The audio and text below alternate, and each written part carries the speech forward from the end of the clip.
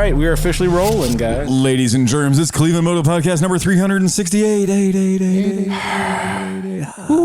And to my left, Oscar.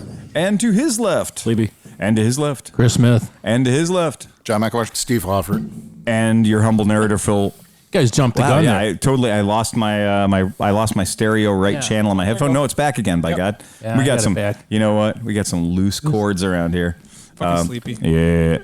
But I would say it's funny. Sleepy came in and he was wearing his Motorcycles and Misfits shirt, and I was also wearing my Motorcycles and Misfits shirt. So I buttoned up so we didn't look. So we wouldn't be samesies like anybody fucking cares. The one of the first things I wanted to talk about, because it is if it's not in the news, it should be, because anytime there's a war going on, we should be talking about it.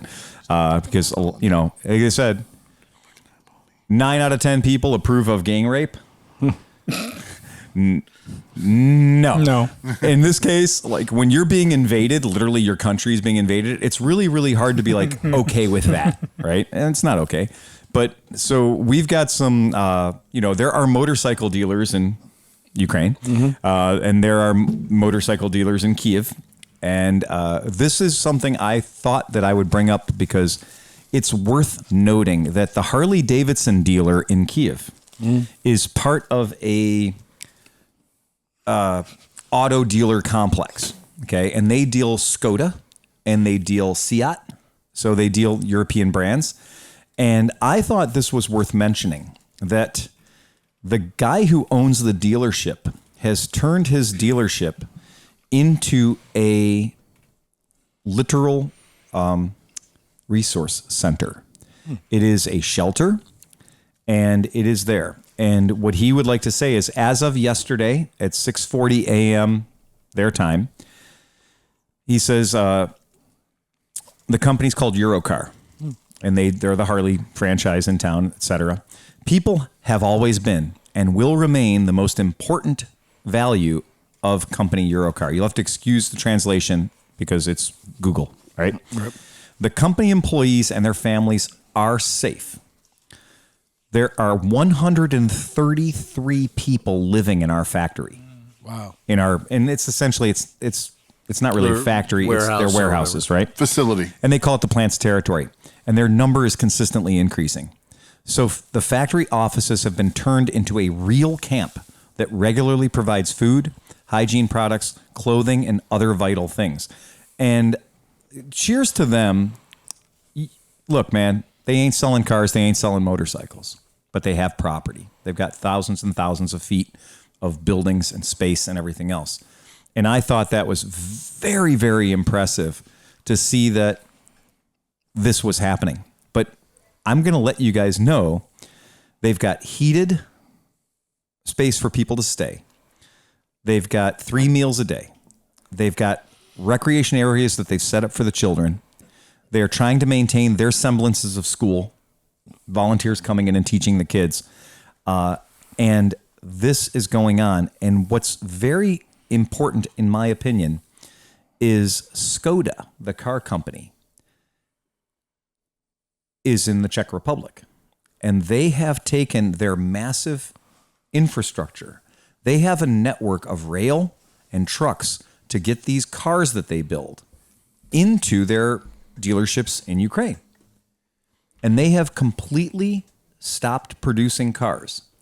They have turned their entire infrastructure, their entire rail system is now moving goods, donated goods, household supplies, and everything into these dealers in Ukraine. And food support, blankets, everything. It's called, Eurocar. If you want to look it up and you want to check out what they're doing, they have a Facebook page. It's active. But what they're putting together is they're basically building small apartments so that people have somewhere to go and can get away from this stuff. And I got to say, it is so impressive. You guys can see it on the screen, but they have taken their entire system that was designed to move car parts, that was designed to move motorcycles, designed to move cars, and they have completely reallocated it so that they can move food and household goods and everything over these supply routes that they've been using for years and years and years to get stuff to dealers. And instead, they're getting people essential stuff. I mean, there's containers of baby wipes and like all the stuff you would need to kind of just try to maintain a lifestyle. And here's to Skoda. Like, here's to a car company that's really saying, we're just stopping production. We're not going to build cars, even though they're not in the country that's being affected. It's pretty cool. So I wanted to say that the Ukrainian authorities told citizens last week that captured Russian tanks, I love this, did not need to be declared for tax purposes. Wow. Yeah. Okay. Too soon? That's amazing. No. Well, that's but brilliant. You know, Right. as my cousin said, it's more proof that Ukraine and Zelensky are clearly winning the information war. Yeah. And that's, they got to win something. Yeah, they do. They do have to win something. Well, that guy Fedorov, who's was the guy who reached out to Elon Musk to get the whole Starlink system and everything. Like, it's brilliant. The whole plan that he's been playing, like, it's way more orchestrated and well put together than what you really understand. I mean, like, as far as internet presence, Facebook, like they're really working it hard. Yeah, absolutely. But they're also actually doing good battles. Like they were like, so recently there was a whole thing like where this amazing footage supposedly of like tanks getting blown up and stuff, but it was actually video game footage. Yeah. Right. It was a thing. But they said that they actually have they've seen like drone footage and stuff that these guys are literally taking out tanks, like the lines of tanks and things like that. The Ukrainians are really doing those drones are flying on Starlink. Yeah, exactly. Like if without Starlink, they wouldn't be flying. And are those the Turkish drones that are coming in from Erdogan? There were like 3 different types of drones. They have a Turkish drone. They have a domestic drone that's highly effective, and a couple other ones that do more or less, But this is a cool image. I thought this was pretty neat. I did kind of a little bit of a Google look at this because the building that is behind them is pretty easy to find. And so this is outside of the offices of Skoda. And what they've done is they have these skids, these pallets that are specifically designed that they own. And they're specifically designed to get car parts to these dealerships. And what they're doing is you can see that they've got Red Cross support. There's people putting stuff in these skids, in these pallets. And then they're loading these pallets into these 18-wheelers. They look like bikes. They do look like motorcycle crates. They do. That's why as soon as I saw them, I was like, I think that's a motorcycle crate. But they're not. And what those are is, when you've got that infrastructure, when you got that resource already set up and you've been using it for 25 years to support your dealers, the difference is, now let's be part of the solution and get this equipment in. Because where this Harley-Davidson Skoda dealership is on the west side of Kyiv, that is essential to the movement of all the support from Poland and everything else. And that area is being hit and being controlled really hard right now because they want to cut those lifelines off to the people. Whereas these containers are coming from the south and coming from the east. And the idea being it's another supply chain. So it's being smart, it's being active on your feet, and you've got resource. You've got these trucks, you've got these containers, use them. And that's really great. I'm so happy to see that. Because, if we were in this kind of a situation, we would all want as much support as anybody could give us. So here's to that. I will probably never own a Skoda, but here's to them for doing it. So well done. Glory to Ukraine. Well, yeah, exactly. And we do, Cheers to acknowledge Skoda. that. And I've been watching. So one of our people that I Instagram with and back and forth is a motor scooter and a motorcycle shop in Kyiv. It's not there anymore, guys. So, there are 12 employees. There's nowhere to go to work in the morning. I mean, some of the It's photos gone. I saw of the one, I think it's Mirapol, or I don't know if that's how you pronounce it. Yeah. I mean, it looks like an atomic bomb hit there. Yeah, it does. They're saying that only 20% of the buildings are still intact. Like, it's block after block of bombed out buildings. The thing is like the monetary damage that this is causing, that country's how many years is it going to take to come back from all this? Right. Well, how do you know that they're not going to impose rebuilding costs on Russia? Right. Well, how do you? Because the ruble is going to be worth nothing. Yeah, No, what they'll do is they'll take their $640 billion out of the World Bank and say, okay, you get $3 billion back. Yeah. The rest of it's going to rebuild all the bullshit you blew up. So fuck you. More and news, your sister. Yeah, well, and into the other part of the motorcycle podcast that I thought was interesting. kind of cool. Remember last couple of weeks ago when we were pushing around all these pictures of Honda Hawks? Yeah. That, the Honda Hawk 11. Is this another rendering or is this the actual this is thing? not a rendering. Yay! I'm happy to announce that we have a motorcycle that is not an artistic rendering. And I'm happy. I didn't really like a lot of the renderings. Yeah. I like this better. I like this better. Except for, wait a second. What's going on there in the back? Back it up. What? What? Okay, that's air in between there. Okay, That's a lot of air. I was like, is that up? Like There is a whole lot of air above that back tire. So this thing has been properly kicked right up the arse. It's beautiful. It's a great looking motorcycle, I have to say. And, here's to them for doing it and making it cool. I think that it's safe to say at this point, now that Honda has released it, right? It's going to get a official unveiling at the 2022 Tokyo. So that'll be there. The things about it that I fucking absolutely love is I love the way the fairing looks like it was specifically built for the motorcycle, despite it being a very retro bullet type fairing. So I think that's beautiful. To answer anybody's question too, that is the Africa Twin motor. That fairing has the look of those 3/4 fairings that was on the KZ. It sure does. KZs in Mad Max. Yes, it does. It's a really good looking fairing. The blue color is a nice classic. That's a good, Honda Hawk blue. I still don't like the tail though. Like the one thing I love about my Z900 is that they brought back like the schlumpy back end of a bike. Yeah. Like Honda's still going with that angular like hawk tail looking fucking. Well, this is the no tail. So this is the whole no rear fender. Like this is like all that's back there. You're supposed to take off as soon as the day. I was going to say like that. Everything that they've got. The last 1.5 feet of this motorcycle is designed to come off with 4 Torx bits. Yes, like it is really clearly. And you're right. And that's your KZ 900 RS that has a tail because KZ's had a tail. Right. It's exactly right. But that's what I'm saying. But with these because even though this is a new design, it's still going for that. It's pulling at the retro heartstrings. Absolutely. So I don't understand why they. I mean, listen, the bike's beautiful. I'm not dogging it, but to me, it could be better if it had an actual vintage looking tail. Absolutely. Well, a lot of Hondas didn't have that tail. I mean, they did. I mean, like when you go to like the CB 900, like that orange and yellow, like that had a little bit of one. But if you look at a Honda GT 650 Hawk. No, I mean there is not a lot of tail on that bike. So that you're right. Yeah, that particular bike and we're sticking with the Hawk name, right? But pretty much it still has an ass though. I mean, there's still something there. Well, I mean, you could always make a kit and sell it. I mean, to people. technically, behind the passenger's seat, behind the passenger's ass, there is maybe 2.5 inches of real estate before you get to the taillight. Right, but it's just not angular. This doesn't look like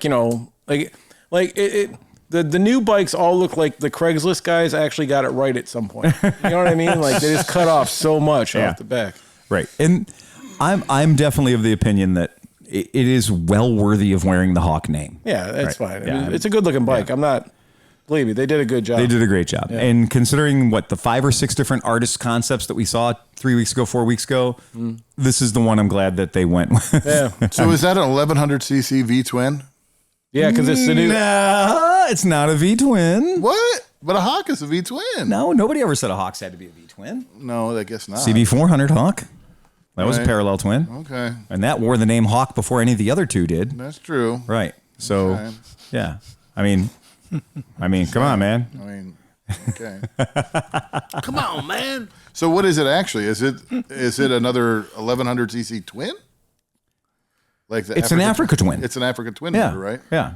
Right. Yeah, and the new one's 1100 cc's, but it's still the Africa twin only has the 1980 Hawk parallel twin.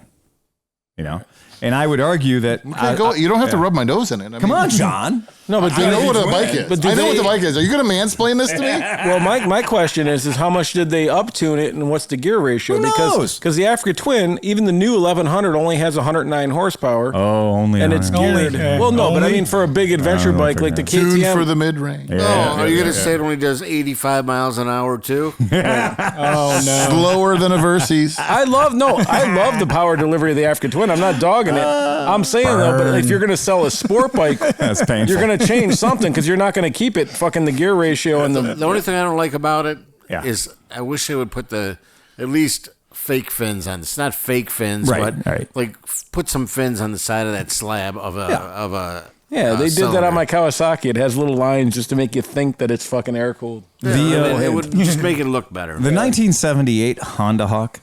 That's your favorite, right? That is my absolute least favorite. That's another one. That's a war crime. The Hawk-O-Matic. That's the ones that you can still find them for like hell, dude. $500, and you're like, still can't do it. I still can't do it. I still can't do it. Yeah. Yeah. We have one of these that, the previous owner, our customer, did us the disservice of dying while the bike was in our shop. And, bastard. And it's one of these, Wooed. Yeah, very wooed.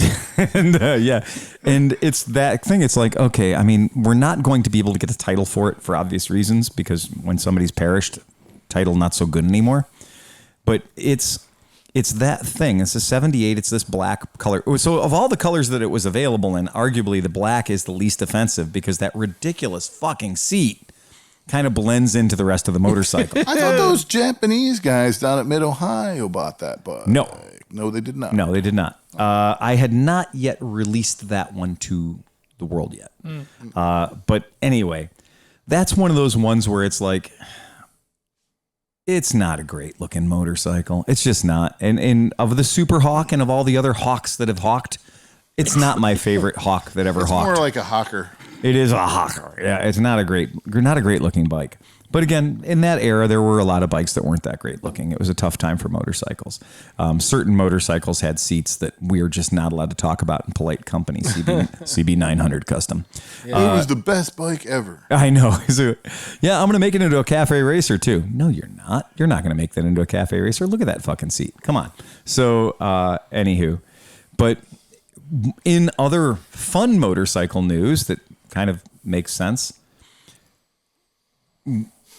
what we were supposed to be talking tonight about was an Energica. Mm-hmm. But due to certain logistics issues in the United States, I guess we'll be talking about that next week. So, yeah. Apparently that giant confluence of trucks around DC, there were some casualties. Did you guys see, this is the greatest dude ever, as an ex-cyclist who used to get almost hit by cars daily.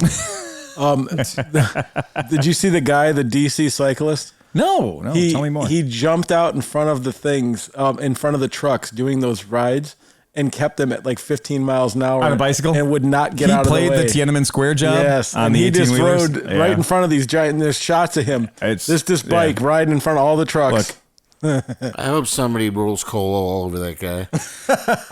all I know for sure is he probably made the situation 1% worse. Yeah, right. And the joke is like, oh, they didn't want to. They decided they weren't going to go into DC, right? Because they liked having their trucks, right, and not having to have them impounded on some federal level, right. Homeland Security type of impound is not just show your title and get your truck back. You can kiss your CDL goodbye. Exactly. Right. Yeah. So if you like making money, right. So I guess they just circled in on traffic that already only moves at 10 miles an hour. I was going to say, nobody could know. No. I've been there. I've done it many, many times.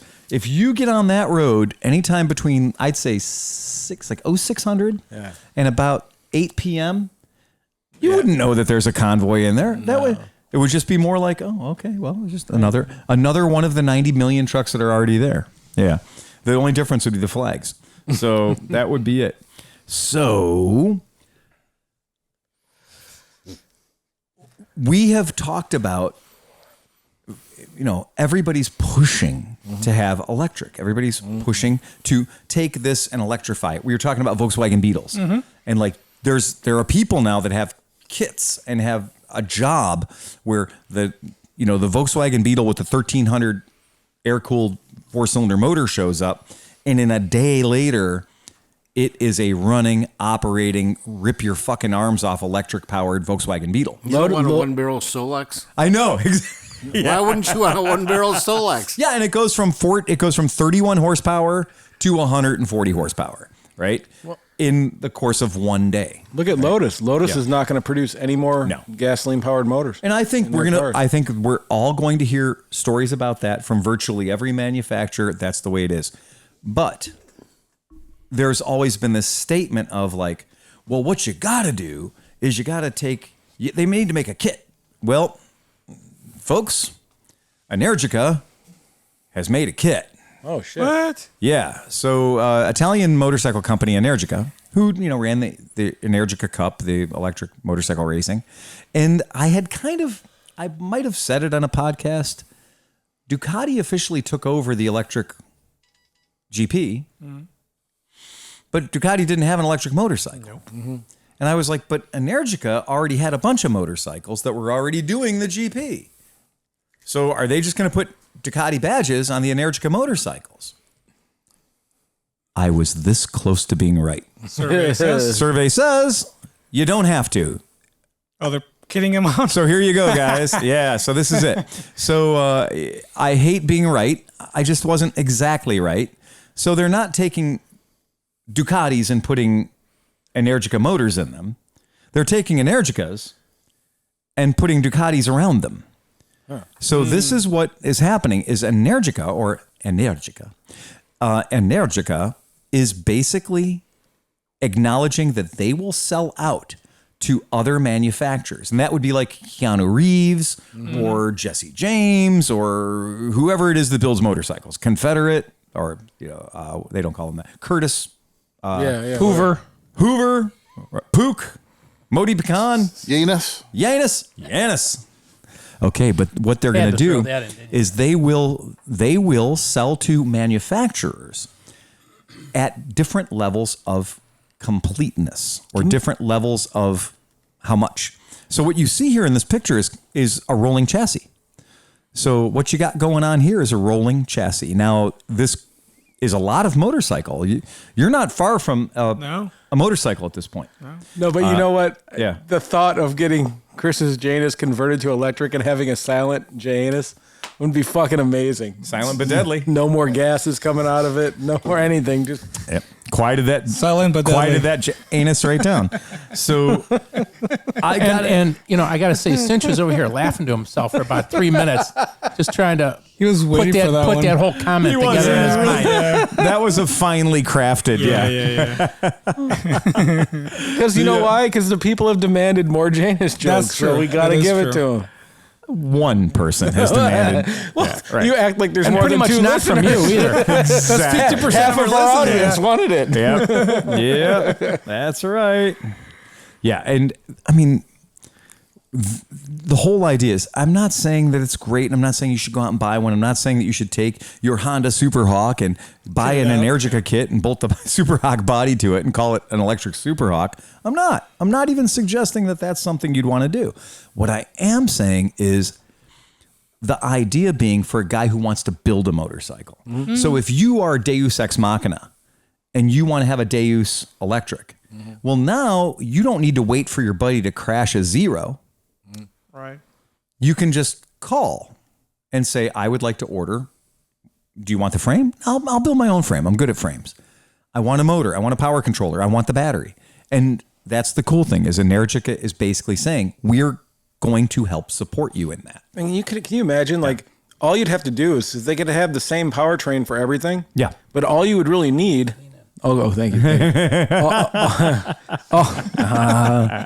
But all you need is adapter plates, kind of like like they make all the different things for slapping different motors and whatever. Yeah, that'd be cool. And it's not saying that some other company wouldn't do that. What I'm saying is at least Energica is hitting the presses and saying, yes, for a guy that wants to build an electric motorcycle, for a guy that wants to create a design product, whatever. That they're saying, yeah, we're not going to hold that shit close to the vest. We're not going to keep it away from you. You can buy it. You imagine all those things, the things that you've been working on, those like the Vespa trucks. Apes. When those things, that would be a game changer for those fucking things. Man. I totally agree. Yeah. Absolutely. And who's going to be the first one to come out with the electric cruiser? You know, I mean, Harley didn't do it with their live wire. They should have. It's what everybody thought was going to happen. Yeah. 6 years ago, 7 years ago, they're like, Harley's going to have an electric motorcycle. And everybody was like, over my dead body. Right. And everybody was super pissed off. Yeah. But everyone thought for sure that when they said Harley Davidson, it was going to have fringe. Like, they did have the seat shaker. So that was an important investment. That's the heartbeat of America. Yeah. Right there.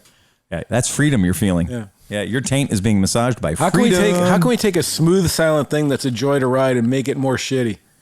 Also Seat true. shaker. Seat shaker. Seat shaker.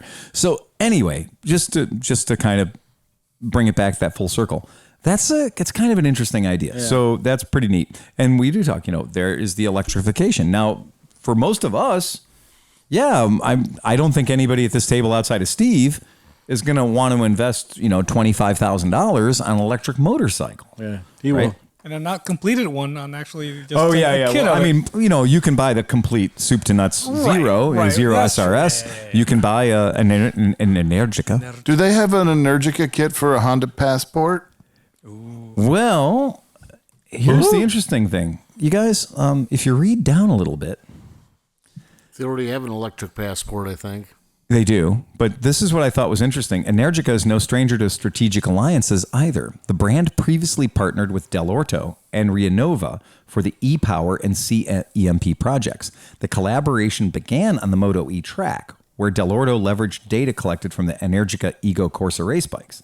The team then devised an electric propulsion system suitable for urban mobility, Steve, ranging from 2.5 kilowatts to 15 kilowatts. That's a Passport. If you've got a 110 or 90 cc Passport, you're at 12 kilowatts. So that's what these 125s produce. So the fact is that Energica is already aiming at that. They're already saying it's not just the 126 mile per hour motorcycles. It's not just the 150, pounds-feet of torque. There's a hell of a market to be had there. Without a doubt, the number one phone call I've taken at my shop this week has been what? Have you seen the gas prices? Mm-hmm. The guy that just walked up. Yes. The guy that just walked up. Exactly the same conversation. First thing he wanted to know was, what kind of miles per gallon does it get? Yep. And we have had so many people call here, and it's like, Cleveland is insulated. I have a Giant Eagle card, so I paid $3.79 a gallon for my 30 gallons the other day, right? Mm-hmm. And I got Giant Eagle, Eaglet points for it or whatever. But the point being, at $3.79 a gallon, we're living pretty easy. That's $6. You cross over that PA border, well, the taxes are a little different over there in Pennsylvania. There is no $3.79 a gallon. It's $4.25. It's $4.50. California, $7. Yeah. Right now, would anyone like to guess the current price adjusted for gallons and dollars that you would be paying if you were one of our podcast listeners in London right now? Oh, no. Can't imagine. Oh, it's got to be like $9 or $10. It just cracked $10. Yeah. For 1 gallon of gas. Okay, so just round this out to $4. Yeah, sure. Okay, so if your car gets and it's based on like the difference between what your car is getting. Yep. Right. Absolutely. So say your car gets 20 miles to a gallon. Right. I mean, just that's so simple very math. yeah, so right, simple yeah. math. So Yep. that means your bike is getting 484 miles to a gallon based on your electricity cost. Right. Absolutely. Yep. So if you ride an electric scooter versus your like for a charge, For like per Taurus. charge. Yeah. So Oh yeah. depends how you ride your electric scooter too. If you're riding it on the freeway, then of course you're going to get a lower. It's going to be different, lower but fuel economy, but it's 24 times. It's basically 24 times at $4. Right. It's At $4. 24 Yep. times Yep. what you're getting in your car. And that's like if you're not you, because I know you are going to be like, I'm only going to charge my bike after 7 p.m. when it drops to 11.9 cents per kilowatt. Like you're not going to charge your bike at the most expensive. He's charged at work. Yes, Free. And that's where electric vehicles, there's no place where you can go and get free gasoline. Right. But with electric vehicles, there's lots of places you can go and get a free charge. Oh yeah. Neighbor's house when they're not looking. Every pop machine in America. Yeah. Right. Really. To you, that says Pepsi. To me, that says free electricity. Right. Yeah. 4 o'clock in the morning, if there's a Pepsi machine, that's just a gas tank. And the weird part is people don't seem to mind. Like we weren't using it for an electric bike, but as we were just saying, everything that Nick rides breaks down. So Nick's bike broke down the one time. Uh-huh. And so he went and bought a battery charger and we had to plug it in. So we're at this like abandoned restaurant that we thought was abandoned. And these people come out and they're like, "Oh, what are you doing?" We're like, "Oh, we're trying to charge a battery." Oh, here's a plug. Go ahead, use it all you want. Oh my God, Nobody cares. Nobody cares. No, because they realize that's only costing maybe $1, a couple bucks. Right. God, if you think it's 17 cents a kilowatt hour, I'm going to be sitting at Porco having cocktails and lunch. And if I'm going to plug in for 2 hours, okay, that's 37 cents. Yeah.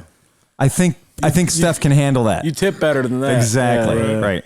Plus, they got a cool looking motorcycle on their patio for 2 hours. Yeah. You know? So, our Patreons are kind of funny people. No. Yeah. Did they all leave? Apparently, some of them have got the ClevelandMoto sense of humor down to a science. Yeah. That's never good. Yep. So Dave King wrote back. Oh, Do you remember that? hi Dave. Remember that thing? Yeah. All right. Pretty awesome, right?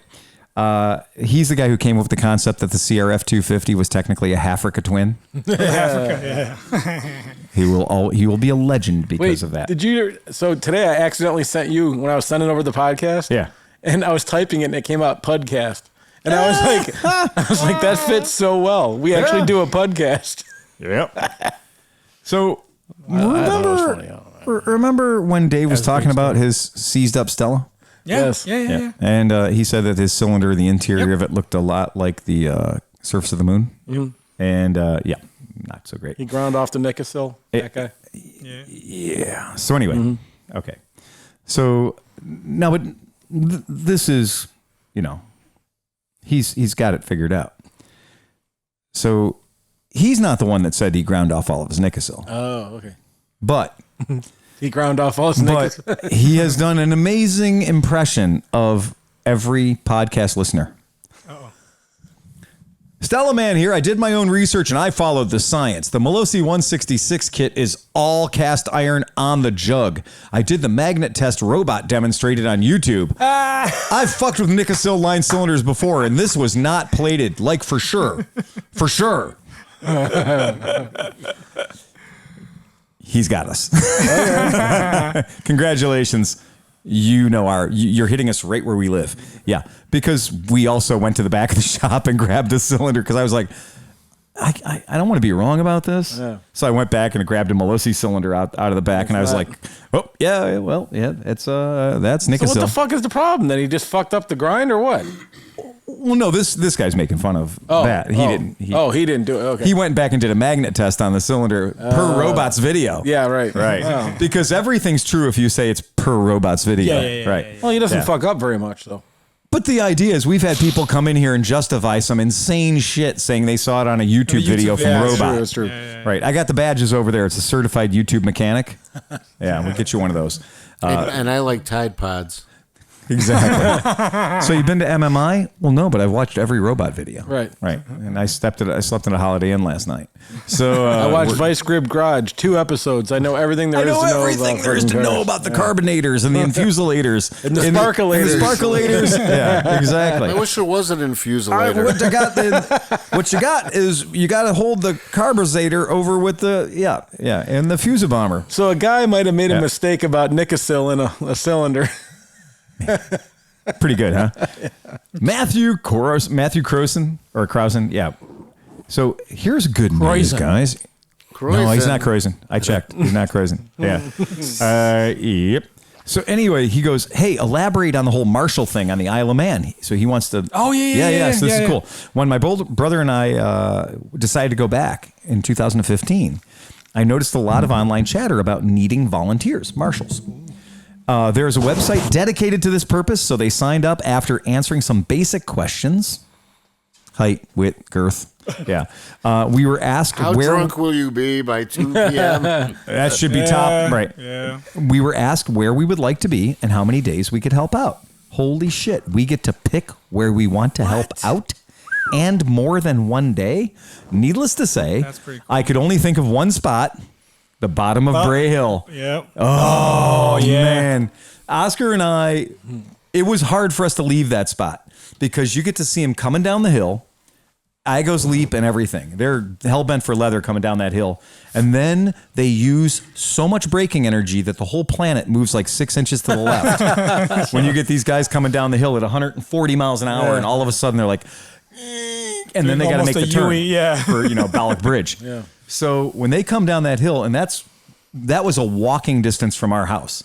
Yeah. And So you get to clean up the blood then? this spot, Steve, when you're watching this particular part of the race, the landscaping feature becomes grandstands.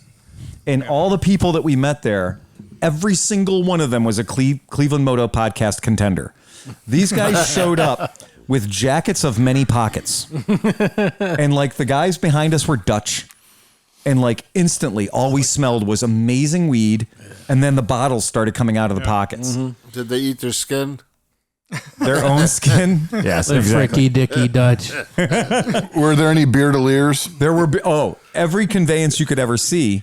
And the people in front of us were German. We had German folks in front of us. And it was the United Colors did of they have pocket Benetton. schnitzel? They had everything. They had like a proper like fucking picnic. They had They like brought like full everything. yeah. They were Gotta packed. have pocket And, schnitzel. you're on a surface that is a straight up 45-degree incline. Yeah. So you can only like recline, but it's perfect for watching the races. And then 75 feet away is a place you can buy food and booze and shit like that. So you get to watch two amazing turns, which one is basically a traffic circle, and not everyone makes it through. So like I'd say a good solid 10% of the people in practice are like, nope, that's not the line. And then they have to have a close encounter with hay bales and air walls and people that are standing there watching in front of that building opposite In the us. middle of the traffic. It's crazy, man. It's fucking crazy. Chicken wire wall and Yeah. So anyway, he said, needless to say, I could think of only one spot, the bottom of Bray Hill. No shit, dude. that's a Yeah, good right spot. on. Yeah. We only did one day, Monday Superstock. They put you with more experienced marshals. They would have to. Yeah. After determining if you are comfortable with using two-way radios, flags, etc., meaning you're not a complete and utter fucking muppet. Your job is crowd control, moving barricades before and after the racing, as well as helping riders if there are any issues. You are not allowed cameras, cell phones, or any other distractions during your time. Yeah. That Good. They give you a cool lanyard with your name and where you helped out. They give you a safety vest and a couple of free beer tickets to use after the day is over. It was hands down the best part of being there. You felt like you were helping out and part of the bigger picture rather than just being a tourist. And when you went into bars wearing your lanyard, of your course, the fucking legend. locals appreciated you more. So he gives us a link to go and find out if you're going to want to go to the Isle of Man. That's pretty cool.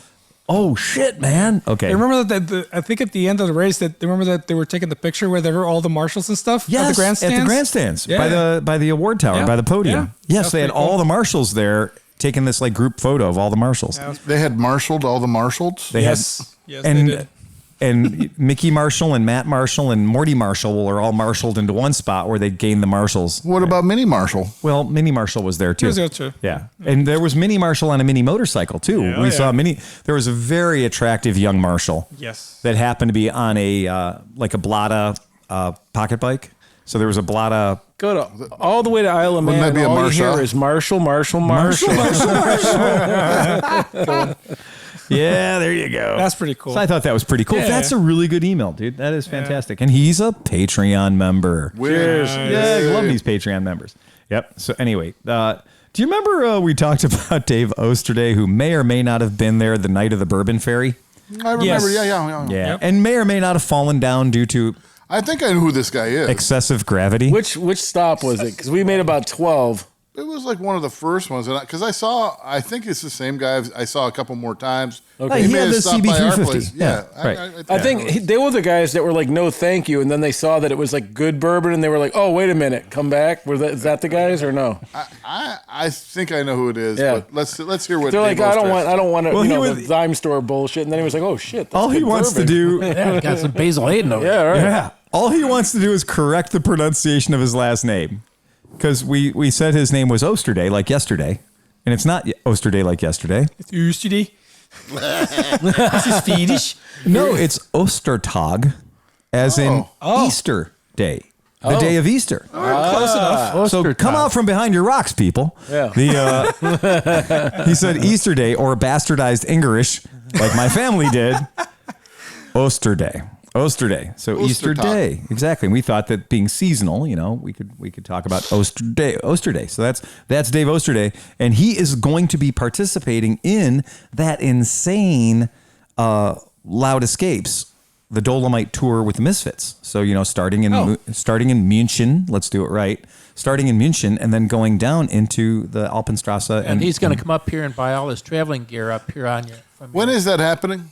That's happening. I'll have to look it up. It's the weekend of AMA Vintage Days, because I'm going to be at AMA Vintage Days for Wednesday, Thursday, and Friday, and then Saturday I'm flying to Germany. So I went home after that podcast when you announced that, and Peggy's like, "You should go," and I was like, I really hadn't thought about doing that and everything. You should go. But I don't. But look at Steve. He's like, "You got to run the plant that week." Sorry, dude. Do it. But I recommend you look. I recommend you check it out. I kind of am writing it off because I'm like, I know airfare is going to be $5,000. Hey, I know as of Monday there were a couple of slots available. Even if you have your airfare booked, they might cancel your flight and tell you, you know what I mean? You just fucking watch your whore mouth, man. I don't want to hear about that. What happened to James? I know. What happened to James? We're going to cancel your flight and give you $400 worth of... Lufthansa would never do that. And that's why I'm flying on Lufthansa. So, yeah. The Germans.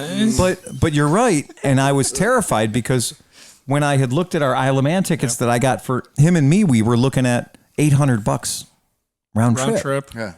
And then, 2 weeks later, it was $4,000.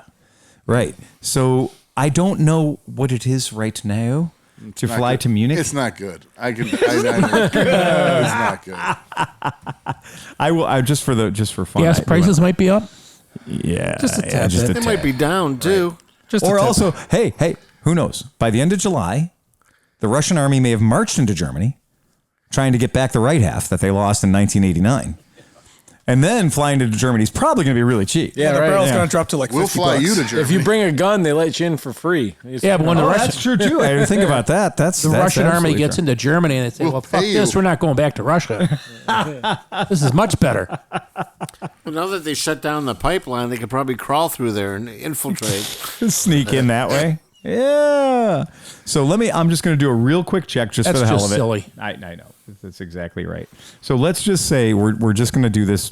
We're going to do it once and we'll do it once for fun. So Cleveland we're going to do a round trip. Oh boy. Yeah, we're going to do a round trip to Munich. All right. Very good. Those dates got to change. So we got to pump those dates out. So what was the dates? July was what? 24th. 20th or something? 24th? Yeah, 24th. Something like that. Yeah, we're flying like here, right? Yep. Yeah, so we're flying there. So we're flying there. Yeah, that's good. And then our return, let's get you back at a reasonable Week. We'll give you a week. Okay, we'll give you a week. All right. Drum roll, please. Drum roll, please. Services. They won't even tell you without a credit application. A loan application. Eastern waters, you have flown with us before. All right, here we go. Oh my God, I saw a 7. No. Well, yeah, there's a 7 up there, but There's a 7, but That's like we'll sort and filter. first class. Yeah. Shit. Oh, okay. We can't let John go anything but first class. That's true. Yeah, that's true. I see 2,200 there. I think you're right. Mm-hmm. All right. 22, 25, 33, there you go. 76. That's it. That's your numbers right What's there. a boat? Yeah. Now, if we move it, if we move it one day earlier, right? So we move one day earlier, we get them down to 14.75. Okay. Well, all right, guys. So we have a new Patreon level. Get John to The McSlushy Dusseldorf. Fest. Yeah. We're going to call this the Munich round trip. Oktoberfest in July. So we're going to call it the Munich round trip. 18, Because 40. if you move your travel days one day over, Skip Mid-Ohio. Yeah, you're going to have to leave Mid-Ohio one day before I do. Yeah. So it might be worth the $500 to $600 difference in ticket to stay at Mid-Ohio for one more day. John's like, no, it's not. Send John to Germany. Send John to Germany. It's the Send John to Germany fund. We're going to pass a hat. Yep. It's going to be a very large hat. And then he's going to go fuck it. He's going to fuck us. I mean, if you send me to Germany, I'll fuck just about anything you want. Bring it. You choose the hat. Exactly. Bring the head. Don't eat the schnitzel when you're there. A pocket schnitzel. There's like I would eat all the schnitzel. there are 3 or 4 people that are going to single that little phrase out. Yes, there And are. you're going to have absolutely 7 right. plane tickets, and they're going to be like, yeah. "You said it, dude." Oh yeah. Yep. Assume the position, buddy. And they'll be there waiting for you to eat their schnitzel. Yep, that's right. Once you get past the smell, you've got it licked.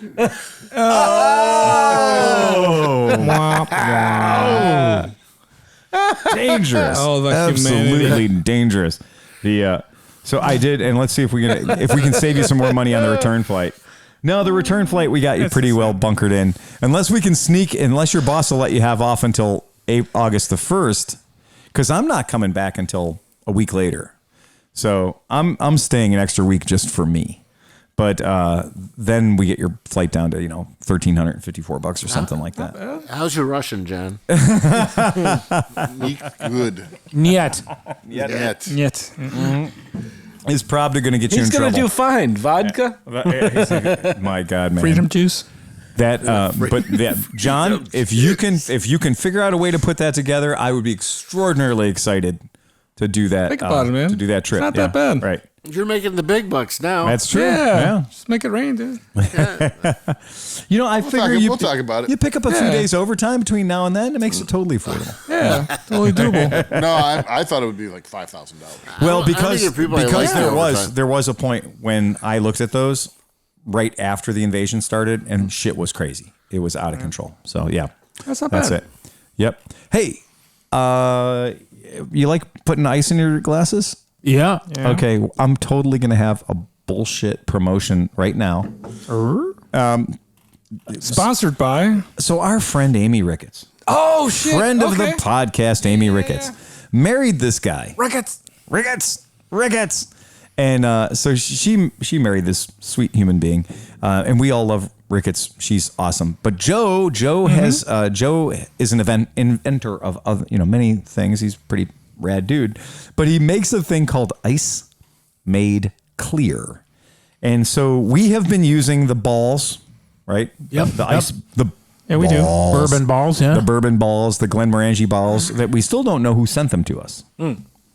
It was a podcast listener somewhere that sent us a dozen rubber balls Praise be. that are split lengthwise in the middle, and you fill them with water, and it becomes the perfect sized giant ice cube for your perfect sized, leaded glass. Vessel. Yeah, tinkler drink, exactly. The problem is, though, the There's ice. always short, curly things in it. Right. From your beard. Since Manscaped dropped the podcast. Yeah, there's a problem with the process there. So the deal with that is Joe has figured out a way to make ice fucking clear. Like clear. Like invisible goddamn clear. Use hot water. Sculptable. Well, but no, and I have tried all of those things. I have done all of the use hot water, rotate the ice cube trays, vacuum, put a pie tin full of heavy stuff on it. I've tried all these silly ways to make ice clear, and I will say that he has fucking nailed it. He literally has created a system that works perfectly. To pull a vacuum at it? No, it doesn't. It's in the freezer right now. It's small. It's not big. It makes 6 gargantuan ice cubes, 2 by 2 that barely fit in a proper double rocks glass. Is it powered in any way? No. Because usually the way you make ultra clear ice Right. is by stirring it, like keeping Yep. it moving a little bit as it freezes. I'm fully aware, and I have watched all the videos on how to make clear ice and everything else. But Joe has literally worked with a ice physicist. And Joe's ice is motherfucking clear. And look, I'm not going to try to tell you it makes the drink taste any different at all. Nope.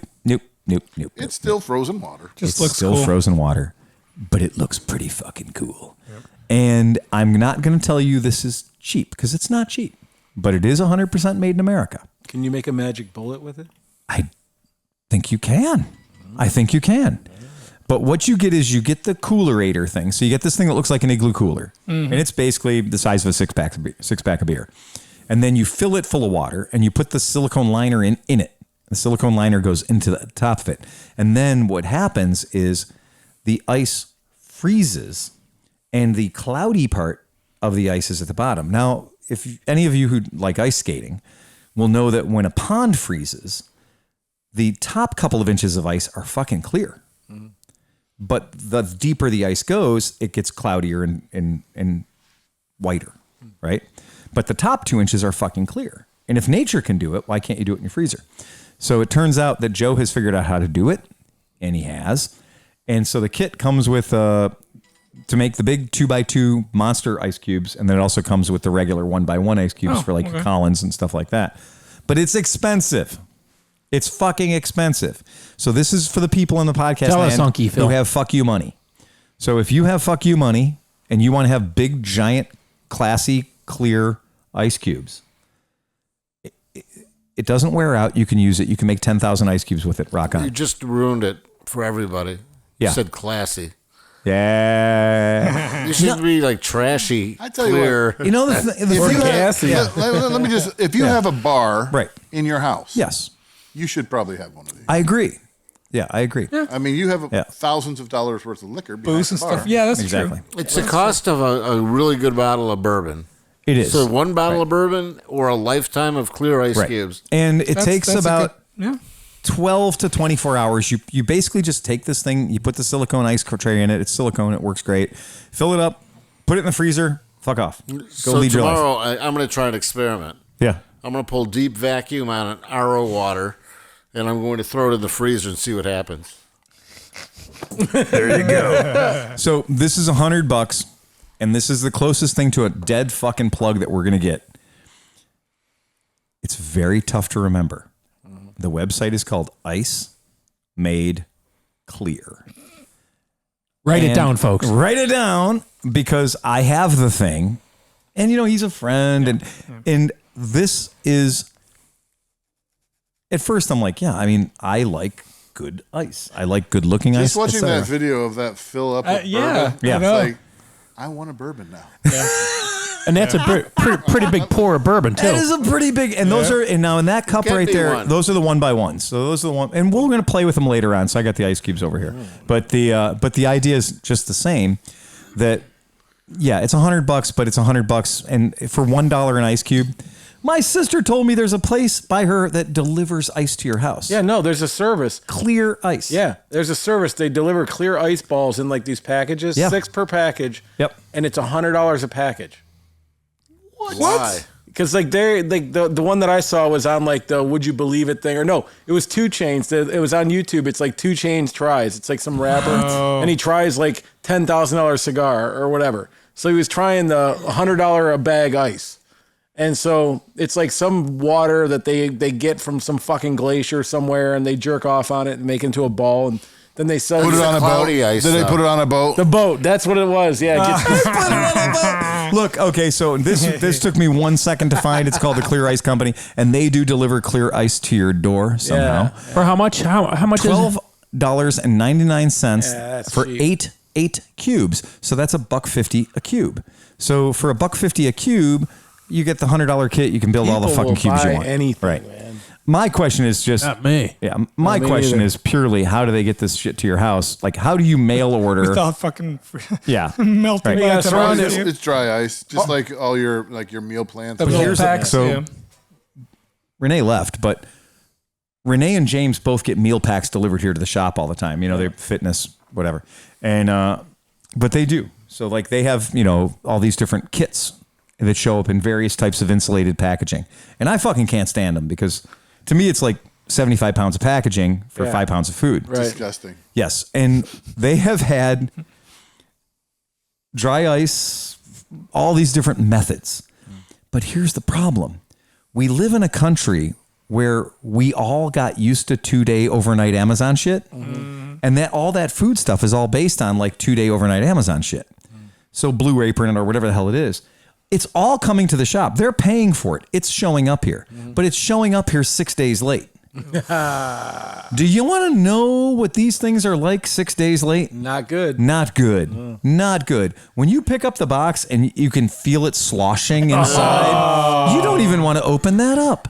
Right? So half of the time when the food gets here... That's good. That's free. Well, I was going to say, so you've been in our freezer, right? What happened? You went in the freezer. I got pounded by food flying out at me. Yeah. There's like all these individual meals that are like prepped meals that are like keto, whatever the fuck, This has got 21.3 grams of fat and 21.7 grams of carbs. They count shit. They have things called macros. It's fucking stupid. I like to kick the ground and pick up a potato. Exactly. That's the way I like. I mean, it's so easy to grow a potato. Just grow your own fucking potatoes. But the point being, all that stuff that they ship out with dry ice, I have not gotten one package in the past year where the dry ice I wish you'd grow a set. was still dry. Like, I got a big potato living in my backyard in Oberlin.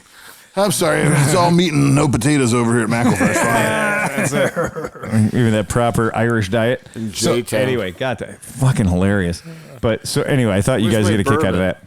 Yeah. Potatoes are racist.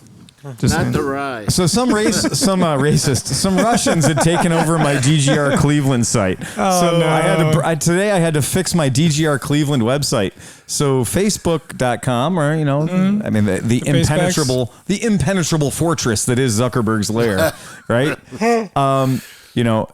Hey guys, I'm gonna give you a clue. If you're listening at home and you have sensitive stuff, don't put it on Facebook. If you have let me message you my credit card number real quick. Don't do it on Facebook. Call the guy, whatever. But my Facebook got taken over by a Russian company. But you see, it's my DGR account. Right. So I only use it just for that for a month before DGR, right? And so Renee goes, hey, did you post all these pictures of women on your DGR? And I went, no, but should I? Yeah. And then I went, and my entire DGR account had been completely my background, my little, all the stuff, all the profile pictures had all been taken over by these pictures of lovely women, right? That have nothing to do with anything, but and also strange Cyrillic words that I don't recognize and translator didn't know either. So I literally had to spend my time today cleansing my DGR Cleveland presence. Now, and you backed up everything, right? Oh shit! No, I didn't. Damn it. I didn't. I was just happy to make it go away, and I changed all my passwords. Whatever. So that was that. But so it is true. So if you do go and you look up DGR Cleveland, now it's back to normal. We're back to normal again. We're functioning. We're running on all one cylinder. What'd you say? Horseshit. What's he doing in there? Oh, he's looking at the prepped meals in the freezer. He does not approve about the pre. He likes kale. Oh yeah. Look, I'm going to tell you, that shit is a small investment. Like, I don't want to know the invoices. Oh, that's expensive. That's just it's not cheap. No, it's not cheap. That shit like, but it's only 48 cents a portion. Steve, do you remember? Like, they count the corn as a portion. Yeah, and it's tiny as portion. They count the package as a portion. Worth of a portion. Exactly. Do you remember in the 80s? Kale was just a liner at Pizza Hut salad bar. Yeah. Nobody ate it. It was just the shit that went around the fucking... Kale's disgusting. My daughter puts it in everything. Really? And it's like eating cactus. Well, I'd rather eat a freaking cactus. I eat kale. I'll tell you what. Homegrown kale. Well, no, right. Homegrown is good, and especially if you massage it and you squeeze it, little lemon and juice. Massage it. Come on. You got to massage your I kale. eat meat and potatoes. That's it. Nice. Meat and All potatoes. brown food and white and brown food. Nothing green. Let's roll that. Yeah. The Comes out brown. Might as well go in brown. I eat a lot of spinach. I do eat kale. I like having a big giant salad a couple of times a week because I got to poop at least once a week. So if I don't, I get cranky. No, I do like pureed spinach though. At the Indian restaurant, it's called Oogly Googly or something. No, it's fucking good. It's called Oogly. No, it's not. No, it's like it is Oogly. No, it's not Oogly Googly. It's fucking. It's called Oogly Googly. I'm telling you, it's like Oogly something. Oh fuck! What is it called? Now you got me thinking. You're so oogly sitting over there. No, it's Oogly something. Oogly Googly. No, it's not. It's not Googly, but it's spinach. Yes. It's pureed spinach with like that weird Indian cheese. and potatoes. I get it with tofu, but yeah, Peas it's the and same cheese? stuff. Yeah, but it's potatoes and cheese. Oh my god! Potatoes and cheese and pureed spinach, and it's called. Did you find the oogly googlies? Googly googly? It's sag It's paneer. sag paneer. Yeah. It's sag paneer. So where's the googly come from? So far from oogly googly. That fucking freezer situation Googly googly's in there knucklehead. somewhere. is ignorant. That is fucking ignorant, dude. Thank you. It is so packed full of those little fucking things. As soon as you open the door, they're all over the place. all over the I place. fly out tried of to you. get them like a clear one of the clear ones. Yeah. On. There's no open. We'll play with What are you those doing? later. Yeah. That is some shit. That is some shit. I totally agree. Yep. So, hey guys, Yeah. Royal Enfield finally built a motorcycle I'm not just angry at. Honestly, I was so angry at the Himalayan. I mean, I was angry at the Himalayan. audio guy. I did not like the Himalayan. Jeez. But I gotta say, they have, because when in doubt, scramble it. They have Royal Enfield has the Scram 411, and so the Scram 411, I don't hate it. At least the headlight is on the same motorcycle as it started on, whereas the Himalaya looked like a Bosozoku bike. Yeah. Where it was like, why don't you have the headlight down where the headlight's supposed to be? I don't know. So yeah. So this, at least the headlight's in the right spot. It looks like well proportioned for, 411cc bike. Good job, because I did not like the Himalaya. I mean, I could not make myself enjoy the shape of it, the aesthetic of it whatsoever. I do like the look of this. Well done for fixing it and making the bike look like something that you could ride and not be just... Is it a concept, or is it soon to be released, or what's the status on it? Or just promoting it at this point? No, I think it's updated for. They said it's updated for 2022, so I'm sure it's available. Yeah, Does it have red rims? it's a Looks like red it. stripe. It's a black rim with a red stripe, and like most Royal right. Enfields, yeah, it's just. I mean, Carnival ride. yeah, it's okay. It's great. It'll be what it is. It's not a problem. The original Himalaya, I was very underimpressed by it. The 411 helped it a little bit, but I just aesthetically it just didn't look right. So What do they have it aesthetically- priced out at? They're saying $6,000. Yep. So they're saying it's a $6,000 bike. Cheap as chips. It is cheap as chips. Yeah, it is. So that's one of those things that I think it's going to be hard for them. This is a sore dick. I think you're okay with this. It's cool. It's all right. I would still rather have the Leoncino if I'm going to be buying an economy-minded single cylinder or whatever, thing. Well, that was going to be my question. What do you think it's competing against that's out there right now? Yeah. And Form factor or shape or kind of style? here's what I think it's competing with: the word CB350. scrambler. Right? Yeah, that's true. I think this is just all Yep, about yep, like Royal Enfield goes, all right, we've conquered the adventure bike category with the Himalaya. Let's go to What other thing can we build? Well, let's build a scrambler. Because Royal Enfield, I'd call that a tracker. Screams. I agree. Scrambler? The pipe should be up. The pipe should be coming like across it. That's like a Thruxton. yeah, that's absolutely true. It's trying to go for a Thruxton. Yeah, what was that Royal Enfield that they had back when it was still motor transmission separate? It wasn't the 6 days. It was a Jack Pine kit or something, but they did have a body kit that you could buy right out of the Royal Enfield catalog to build your own one of these. So that's kind of a cool looking bike. So that's the High pipe. yeah. Did they make a CL 125? Sure. Yeah. So they used to sell these kits in the Royal Enfield catalog that you could basically just buy the kit after you bought the Royal Enfield for $4,000 or whatever, and you could build one of these. It's it's cool. I mean, that's great, but that was for the old iron barrel and for the AVL motors, not really for the modern UCE engines and stuff. If I'm correct, I think they actually made a single cylinder CL125 and a twin cylinder CL125. Yeah. Like we looked up that SS125 last podcast. Yeah. They made a single carb version of that motor and called it the CL125A. And then later on, they came around and you remember you had that CL100? Oh yeah. That CL100 also came in a 125 It did. eventually. Absolutely. Yeah. And the CL100 It had really good character, but you could not ride it at 55 miles an hour. It looked cute. It was cute. Yeah. Perfect. It was great. But it wasn't for a person that weighs 200 pounds. It was a person that weighs 100 pounds. It was a camp bike. It really was. Yeah, that was probably the best way to possibly describe it. There's a lot of stuff. Enfield, because Enfield's new leadership is younger and hipper and cooler, and they're putting some real money into it. They really have gotten some of the stuff has gotten to be quite attractive. To me, the Himalaya was not attractive. I have a rule about how many fenders I want on a motorcycle. The answer to how many fenders do I want on the motorcycle when you're talking about the front of the bike is never 3, right? And if you look at the Royal Enfield, you're like, why does it have so many fenders? It doesn't make any goddamn sense. But it's got a fender over the fender. It's got a fender. And there's just... Fender. It would be a fender defender. It would be a fender. Yes, that's exactly right. I smoked 2 joints before I smoked 2 joints, and then I smoked 2 joints and then more. I smoked 2 more. Right. Sensible logic right there. Yeah. But this, again, the Royal Enfield Himalaya, there are many parts of this motorcycle I cannot forgive. Yeah, you guys can check it out. Yeah, check out the artistic stylings of the Royal Enfield Himalaya. And people love it. And don't get me wrong, that's great. I would call that jewel-like. You would call that jewel-like? No. We've all seen Royal Enfield's craftsmanship. Don't look too closely at the welds or stuff like that.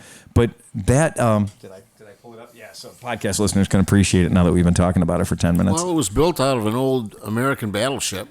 That is... This iron was all lovingly cut apart with burning bars by 10-year-olds that now have... Right, with bare feet, and they smoke a pack a day. Yeah, and they get paid, 23 rupees.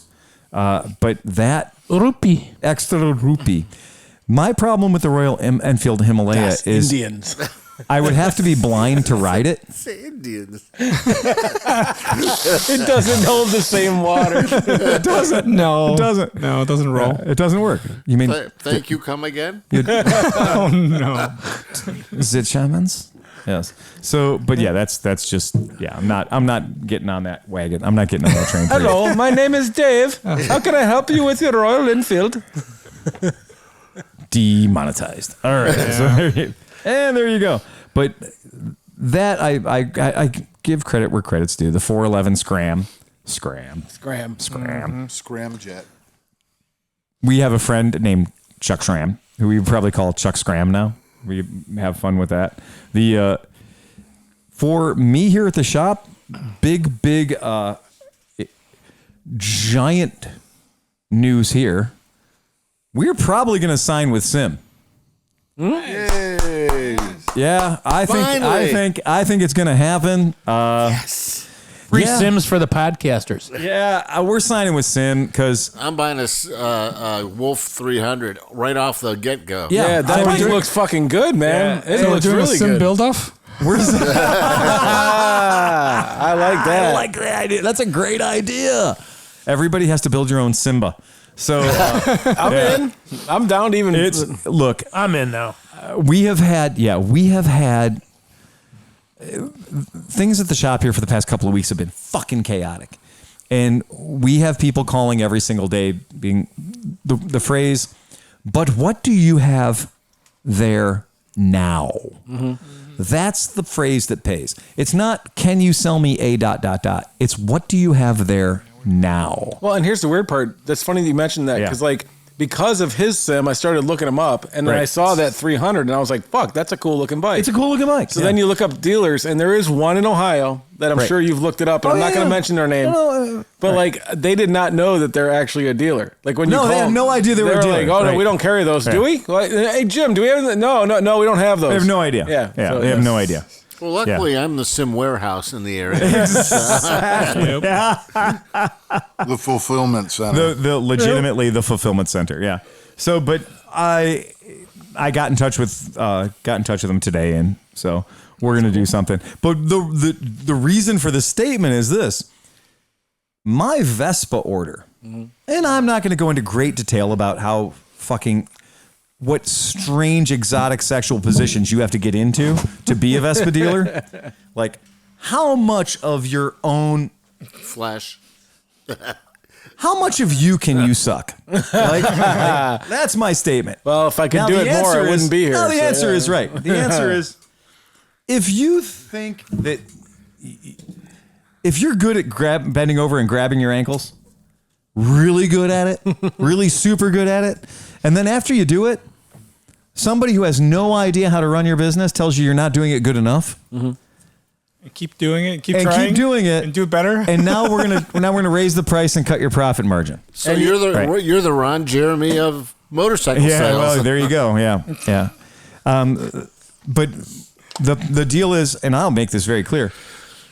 We ordered multiple hundreds of Vespas, and it is now March the 24th, right?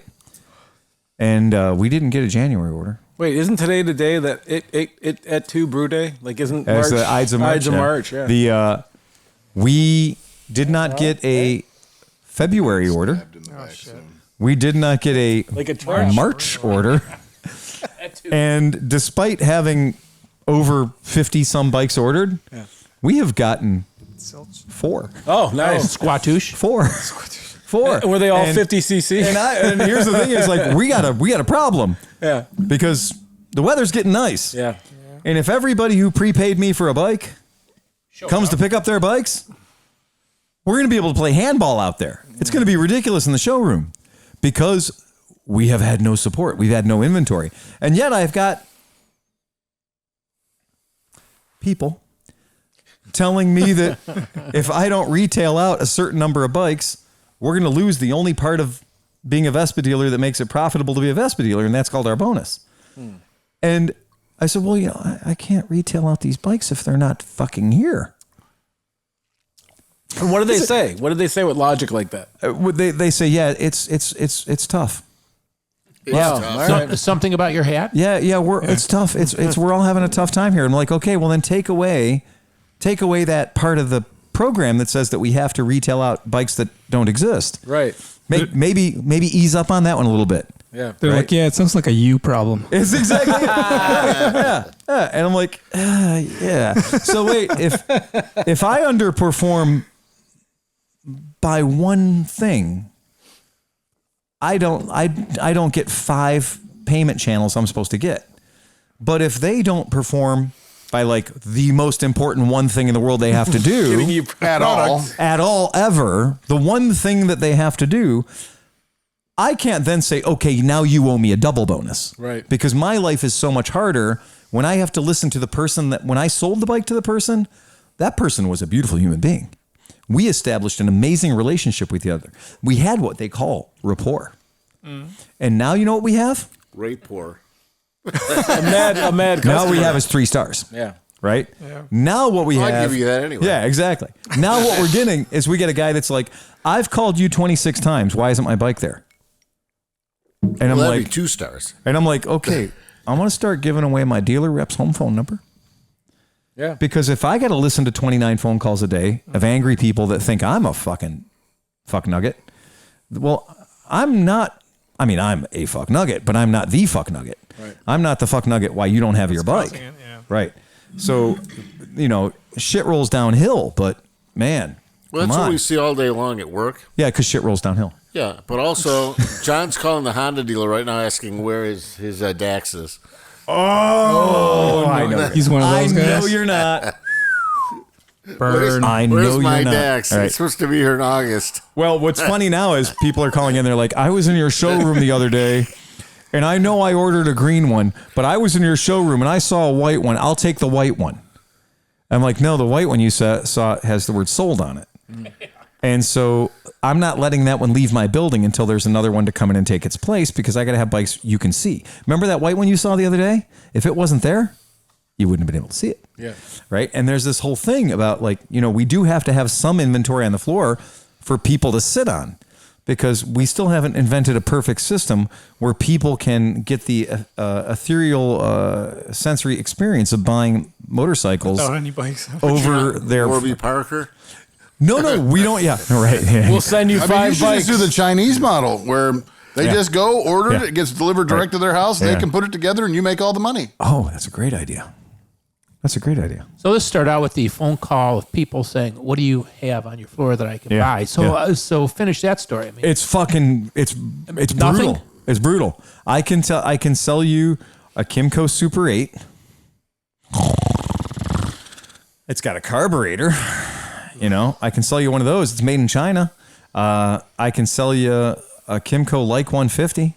Well, I can sell you 2, and then I can't sell you anything anymore. What about the Michigan? It looks like you can sell me an ivory. The Michigan bike's gone. An ivory buddy. Yeah, it's gone. That's a different one. You just have the helmet. Right. No, and that's true. I can sell you French vanilla buddy kicks. Not white, not red, not ivory, not orange, but French vanilla.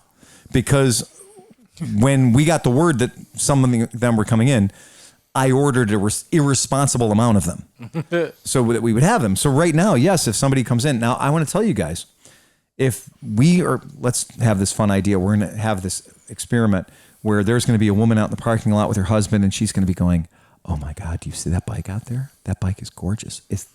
What color is that? It looks like French vanilla. It does. It's beautiful. Oh my God, it's so beautiful. It's got a brown seat. It's got brown grips. It's so sexy. Oh my God, it's everything I ever wanted. Bill, will you buy that bike for me? Oh my God, it's great." And so they come into the store because they have an appointment. Otherwise, they can fuck their hat. And so they come into the store, and I walk them through, and I show them all the cool bikes and everything else. And we walk them over to the buddy display area, and there's a turquoise buddy. It's got a little sold sign on it. And there's a tangerine buddy kick. It's got a little sold sign on it. And then there's that French vanilla buddy sitting over there, and there's no sold sign on it. And then, 24 feet away, there's another French vanilla over there. It doesn't have a sold sign on it. And Dave's feeling pretty good about himself because he's going to be able to satisfy his wife for the first time in 25 years. And Dave goes, honey, isn't that so great that the bike you wanted is available? I don't know. I don't like it so much anymore. I think I want that turquoise one. I want that sold one. Exactly. And that idea, that psychology of, if you can convince anybody that it's a limited resource, if you can convince anybody that I'm sorry, we just can't get any more purple ones, you'll sell 12 purple ones. That's exactly right. Take whatever the worst selling bike you have is and literally bury 12 of them in the back of your warehouse, bring one out, put all the accessories in the world on it, and a giant sold sign, right, on the bike, and just be like, "Man, I'm telling you, I just don't know if I can get you one. It's going to be a lot of work. Are you sure you want that?" And then pull them away from it and try to sell them 4 different bikes, and they will drag you back over to that bike in hippopotamus Barney purple or whatever, and you'll be like, "Look, I don't think I can do it, but if you give me the deposit right now, I will work my ass off and try to find that bike for you." And then they're like, "That's the one I want. That's the only one I want." And you're like, "Okay, give me the deposit and I'll do my best. And if I don't find the bike for you in 24 hours, you can have your deposit back." I would just make those bikes the bikes like that guy that showed up. Yeah. He's looking for the cheapest bike with the best gas mileage and everything. Be like, "You want the cheapest? You want the best? Yeah. This is our special. Yeah. These are the wrong color. Right. Yeah. Nobody wants them. Yeah. But they get the same gas mileage, and they're an iota cheaper. And we're barn selling these, or fire selling these out. You can have one right now for pretty much the same price as one of those. Right. And then, but then they'd be like, "Well, but if you give me $500 off, I'll take it."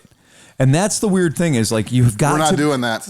You've got to be in a weird thing. So it's like the joke is that we've done that trick before with the unsellables. And when we've had the untouchables, the unclean, the bikes that we can't get rid of. Unclean. Yeah. And when we do that and we bury them in the back, and then I call the lady and I'm like, "You are going to be so happy. You're going to have the best day ever because I was able to find you one of those bikes. I'm going to have it here for you tomorrow. I've went to a lot of trouble to make sure that bike's here for you. Come pick it up. Yeah. Come and get it tomorrow." And all of a sudden she's just like, "Oh my God, it's so great. It's exactly what I wanted." And I'm like, "Oh my God. Oh my God, you're going to live with that lie. You're going to tell the world it was exactly what you wanted. Meanwhile, the one that you told us on the way in is exactly the one you wanted is still here." Yeah. Have you ever thought about So when I go to the motorcycle shows back in the day, I'd go to the oil dings and grab a whole bunch of Repsol stickers, right? Absolutely. You should go to Starbucks and get a bunch of Starbucks stickers and be like the Starbucks Espresso limited edition. Oh, you are so not aware of what's about to happen, are you? Oh, no, but... Yeah. Okay. Yeah. Yeah. Or are these going to be... That's not good, Sin. That looks like vanilla Frappuccino to me. No. No? You remember that Sean Weatherspoon Vespa? Yeah. All the cool, pretty colors? Oh, you're going to just... Do you know what the next limited edition? Oh, no. Oh, don't say so. Don't tell me it's a Starbucks.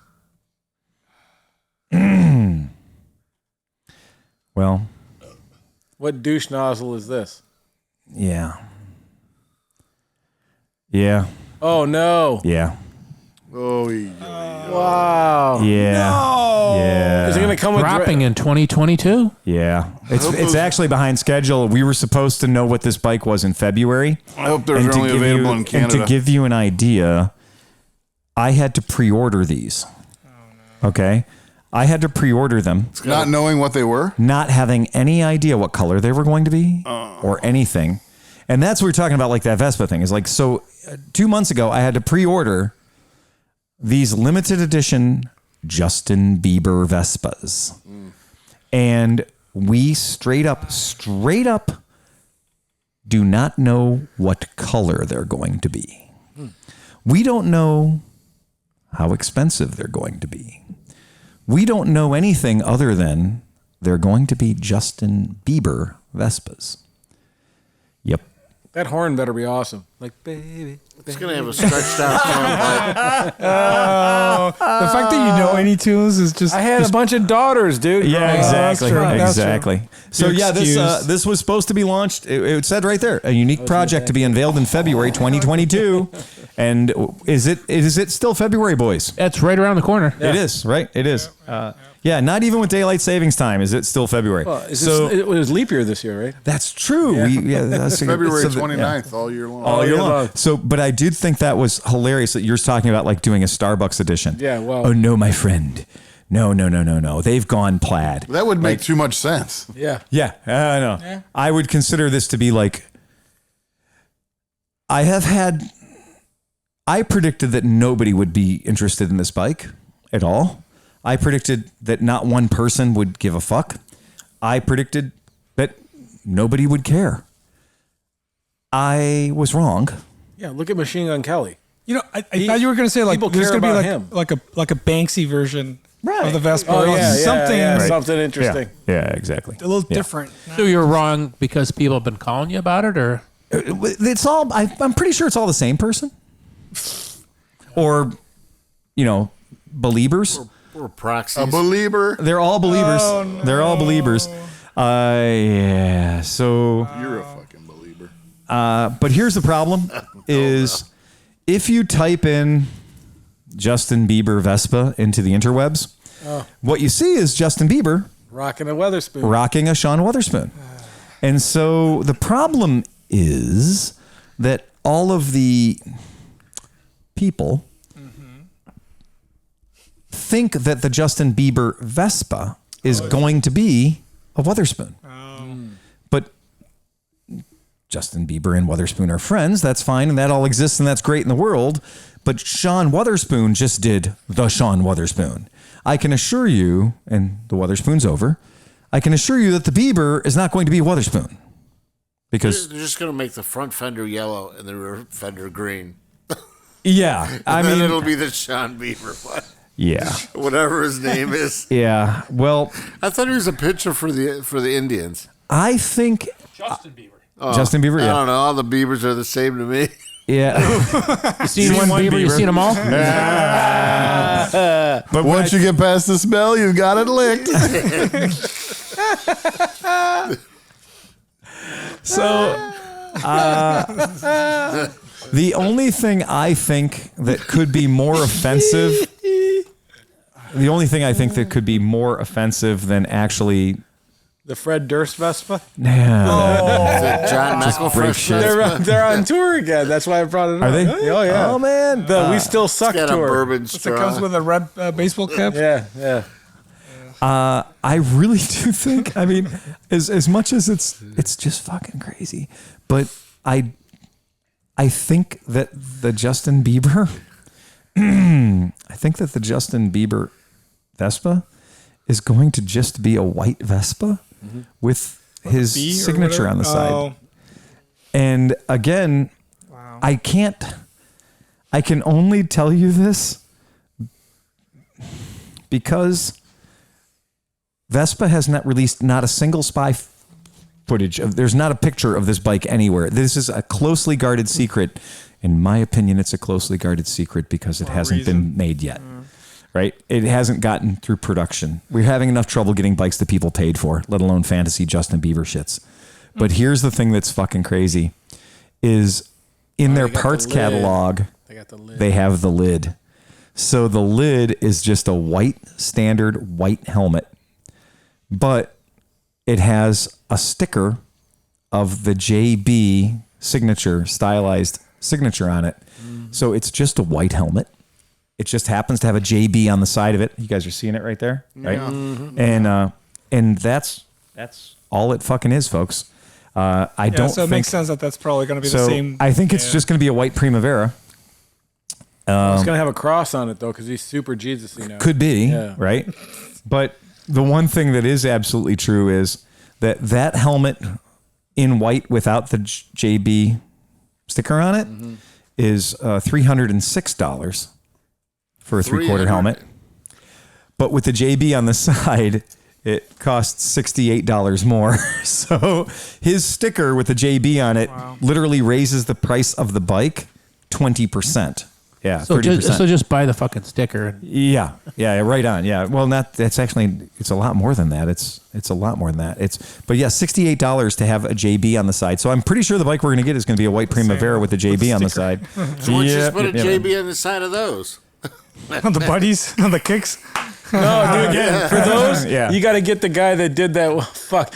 No, I think we need to make those bustin' beavers. No, what was it? Or make them JB Weld. No, what was that? What was that guy? Gangnam Style guy. Gangnam Style. What was his name? God, I don't know. Sim or Sim? No, Psy. Psy. Yeah, so that's the Psy edition, Hey, Gangnam man, Style. I'm in. Fucking. No, why don't you just get Terry Francona to come down here? Oh, you're right. And have him make it a Guardian edition buddy and have him sign it or something. I Or think put a baseball I was on going to it say, and I think in the spirit of Tony Francona, we'd probably Terry Francona. Yeah, Terry. Yeah, I think in the spirit of them, it would probably have to be a buddy because he's historically had buddies.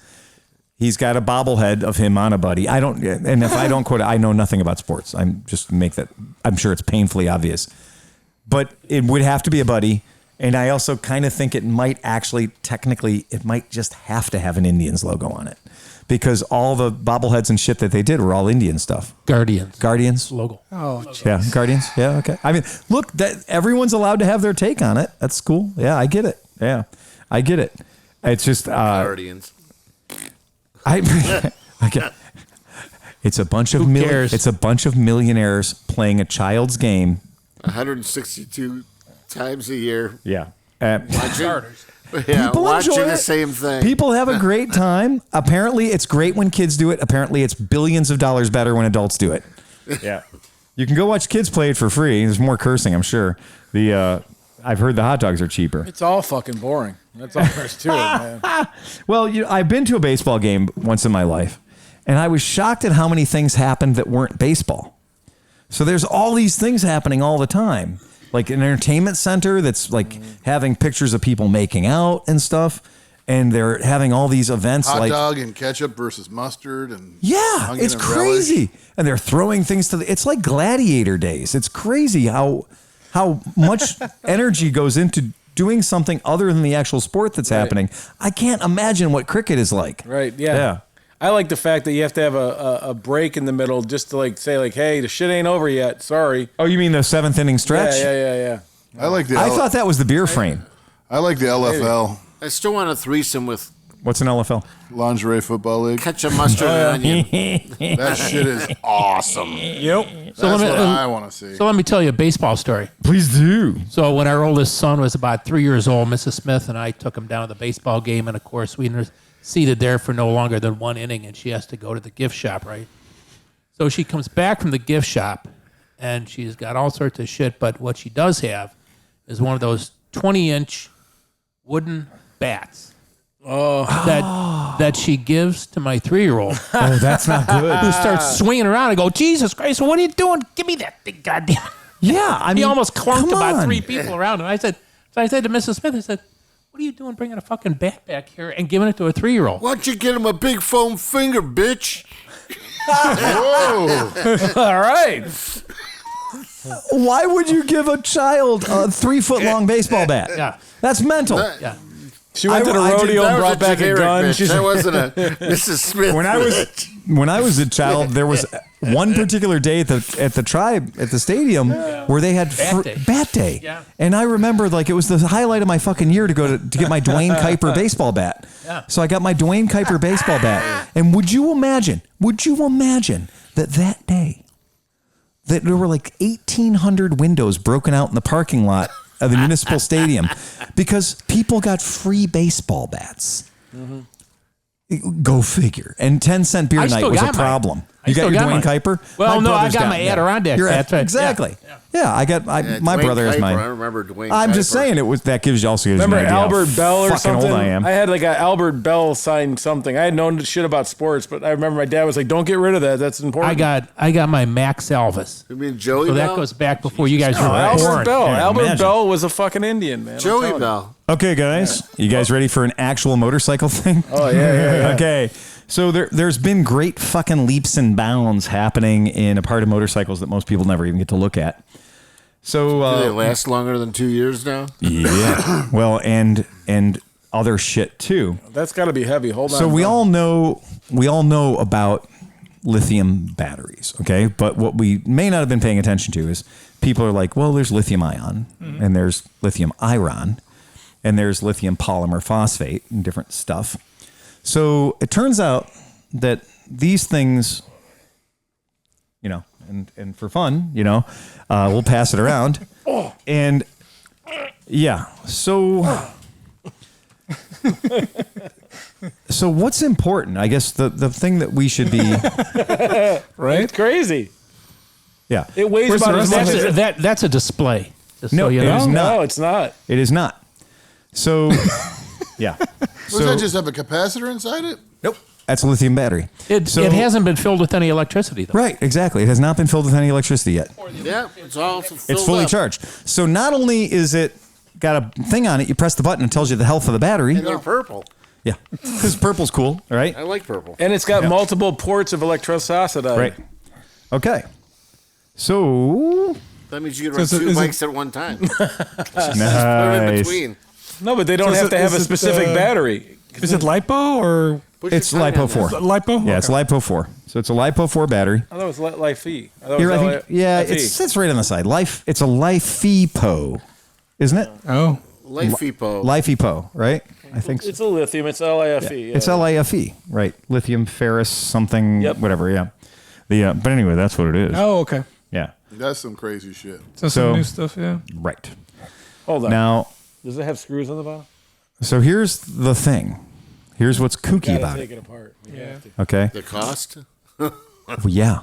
Okay. So we have all been familiar to this lithium battery technology, of which we speak. We all know what the fuck a lithium battery is, but this particular lithium battery that we have in front of us, that is the same case size box as a YTX-12. And YTX-12's many motorcycles, many 650cc motorcycles and under run a YTX-12 sized battery. But in the interest of fitting the maximum number of motorcycles as possible, it has not two terminals on it, not a positive and a negative, but two positives and two negatives. So you can arrange this battery in any configuration you want and put the terminals where you So need instead of being a B or whatever they them are, to be. right? All right. So before you break that fucking thing, all right, you're gonna throw it at the ground until it breaks and then talk shit on it. Okay. But here's the thing that's crazy about this. This battery is not a 12 amp hour battery, even though it's the size of a 12 amp battery. It weighs 3 pounds, 3 pounds, 7 ounces. If this were what it should be, because this has all the power of a YTX 24 battery. Wow. Okay, this has the amperage, this has the capacity. This is the exact battery that Honda specs out for a GL 1800 Goldwing. This battery. As opposed to the 21-pound battery that would come in your Honda Goldwing should you happen to buy one. And how much does that weigh? This, I don't know, 3.8 Yeah, not pounds? even. Like, Right. yeah, right. Yeah, not But even, right. I hate Goldwings now because they have coffee makers and pizza ovens. So, but so here's the fun thing. This is a very kind of a fun thing about this is from the Honda GL 1800 on down, one battery. Right. So unless your box is tighter than this, if your box is tighter than this, they make those. They're cheaper. A YTX 20 or a YTX 24 battery from, let's just say, Advance Auto Parts. It's a diehard. Gold. Is $139.99. Right now, according to The Googles. Right now, essentially as much as a car battery. Right now, if you go down to Advance Auto Parts and buy this battery for your Goldwing, GL 1200 or GL 1500 or 1800, this is the battery that gets spec'd in for it. It's $129 plus a $10 core charge for a absorbed glass matte battery. Okay, that's what the correct battery is for your Goldwing. And now I'm not saying this is not a ballistic. This is not a super expensive battery. This is Advance Auto Parts. This, which has a button on the top that tells you how much battery's in it. And this also has a reserve setting in it. So if you discharge this battery down to 30%, it'll shut off. To save you 30% for when you come out and realize that you left your fucking keys on. Cool. You can press the button, reset the battery, and now you got 30% lying in wait. This thing's got circuitry inside to time it out. The diehard doesn't do that. That's pretty cool. So this battery is not $300 like Lithium's used to be. It's $129. Seriously? Yeah. I'll give you the money right now. Okay. So that's what has changed.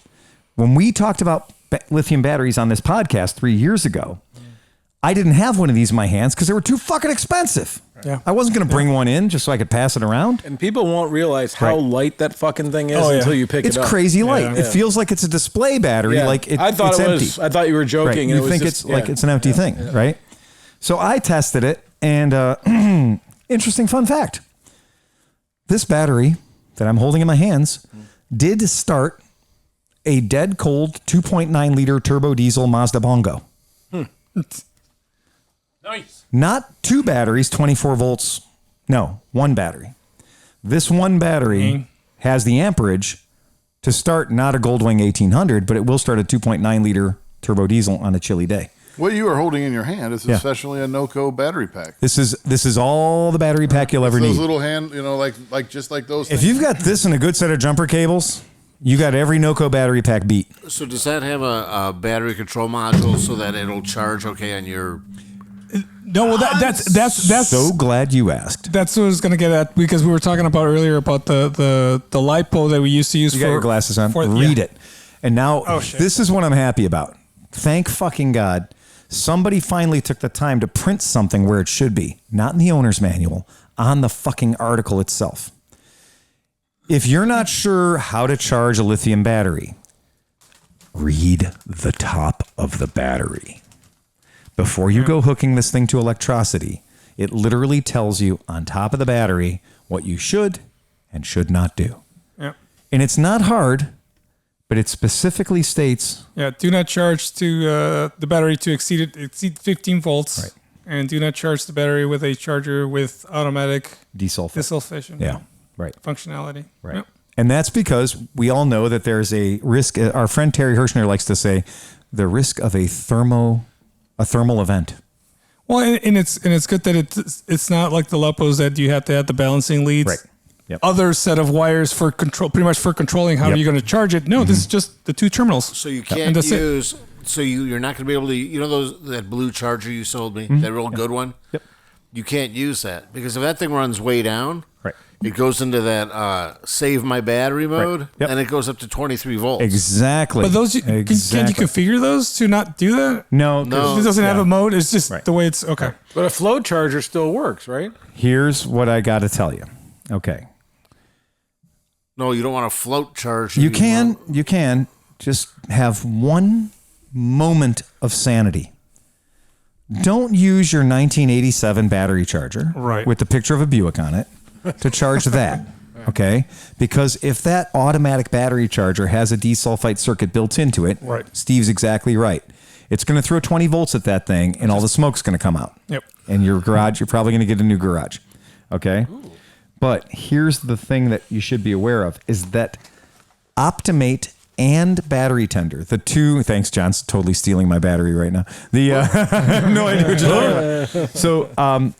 So you too don't big for the Versa stuff. Nice. So you don't need to spend big money. So all of these, he's getting past the smell. A great number of the Optimate battery chargers will have some green paint on them, and if you see a Optimate battery charger and it has some amount of green paint on it, it is a lithium rated charger. So it will work on your not lithium batteries, and it will also work on your lithium batteries. Now, the good news is you don't have to remember to press a button on it. It automatically detects it. All right. So but it has to be a newer charger that's capable of that. So those chargers do exist. I'm not telling people that, you can just put any goddamn that battery right there. You do have to exercise a modicum of caution to make sure that the battery charger you're putting at it doesn't pulse it over 15 volts. 15 volts, yeah. Right, exactly. Now, if you don't know... You need 14 volts to fully charge it. Yeah, right. What I find funny is we have two automatic chargers at work. Right. And they have a setting for gel. Yeah. Lithium. Wet, gel. Yes. Whatever, but it always defaults to the lithium. It always starts on with the lithium. Yeah, and then you have to move it down to standard or gel. Okay. So. Yep. And so the newer chargers, Optimate chargers, battery tender chargers, they have got a completely good lack of switches, because when you give people options, you create problems. And I like that the new battery tenders that we sell at the shop, we used to have the $39 battery tender junior, and we sold 9 million of them and whatever. And science and stuff, we have now gotten away from that, and we've gone to a $49, $10 more, but you can't fuck your world up. You can literally plug this thing into a 6 volt and it will charge a 6 volt. That's what I was going to ask about the 6 volts if there's... Right. Okay. So the new Optimates will automatically range, and they'll throw at 6, they'll throw at 12, and they'll throw at lithium. Cool. So yeah, that's what you should be buying. So those things exist, but God bless it. I'm so happy. Finally. And this isn't by Fling Poo Incorporated. This is Parts Unlimited. It's an extremely good quality piece, and it works. And so, yeah, if you do want the world's, you want to go to Mid-Ohio with that thing, and now because we didn't address it for people that want to know, because you should know. If you don't happen to have, what does that look like to you, about 14 inches?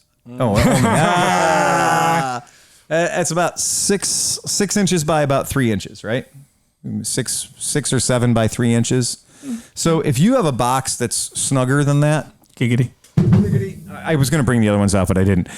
You can get the YTX sized one, the YTX 7 sized one, which in our circle means it's a Buddy scooter or a Yamaha scooter or a Honda scooter. Which would normally be a YTX 6, but it's YTX. It's a 7 because it's a lithium ion. No, so our normal, the universal scooter battery for all the Chinese scooters and everything else has been the YTX 7 for ages. And so to do the YTX 7 or YTZ 7, which means you can hold it in a sideways configuration, whatever, that battery's for almost 5 inches by 2 inches by 3 inches. It's a much smaller battery. And that weighs 1 pound 6 ounces. And that's going to set you back $99.95. So it is amazing. And that battery, by the way, which is the YTX 7 size, puts out at the YTX 14 level.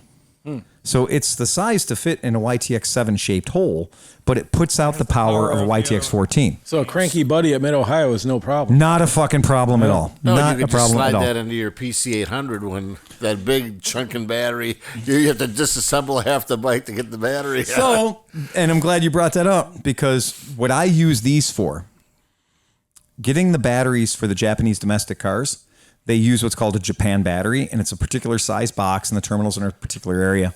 And I've just noticed they're really hard to find. And from interstate, which I can find them through interstate, they're pretty fucking expensive for just a basic dumb car battery.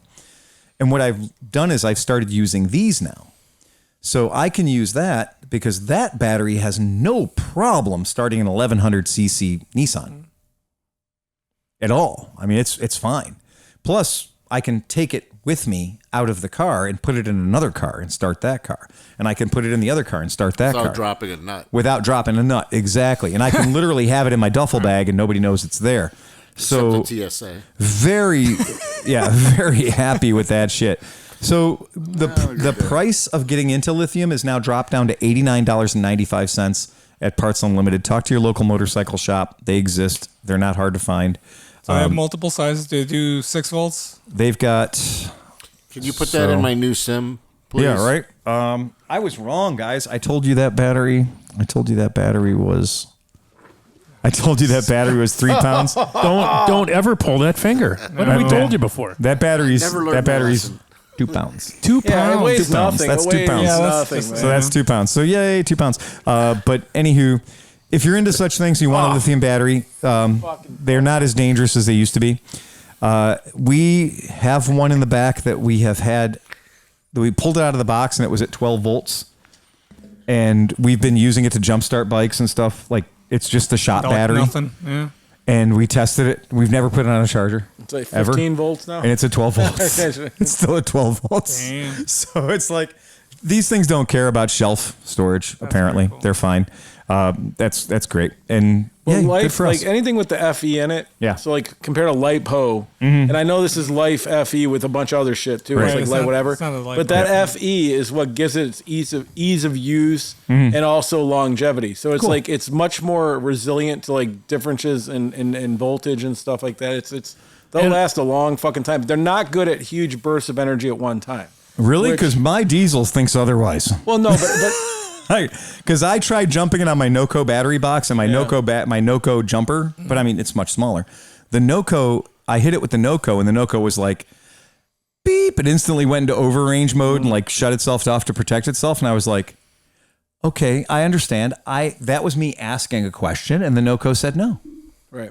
Now I'm no longer asking questions. I'm making demands. But So you're I hooked still- that up and it started right up. But it's still. Well, a what do you different- know about batteries, Cinch? I can't even imagine. Nothing.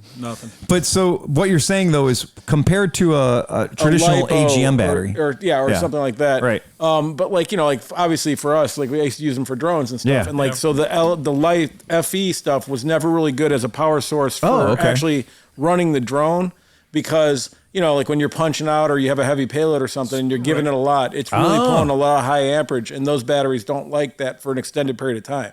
Like I'm sure for starting a car, it's not a big deal. Like starting, it's like whatever.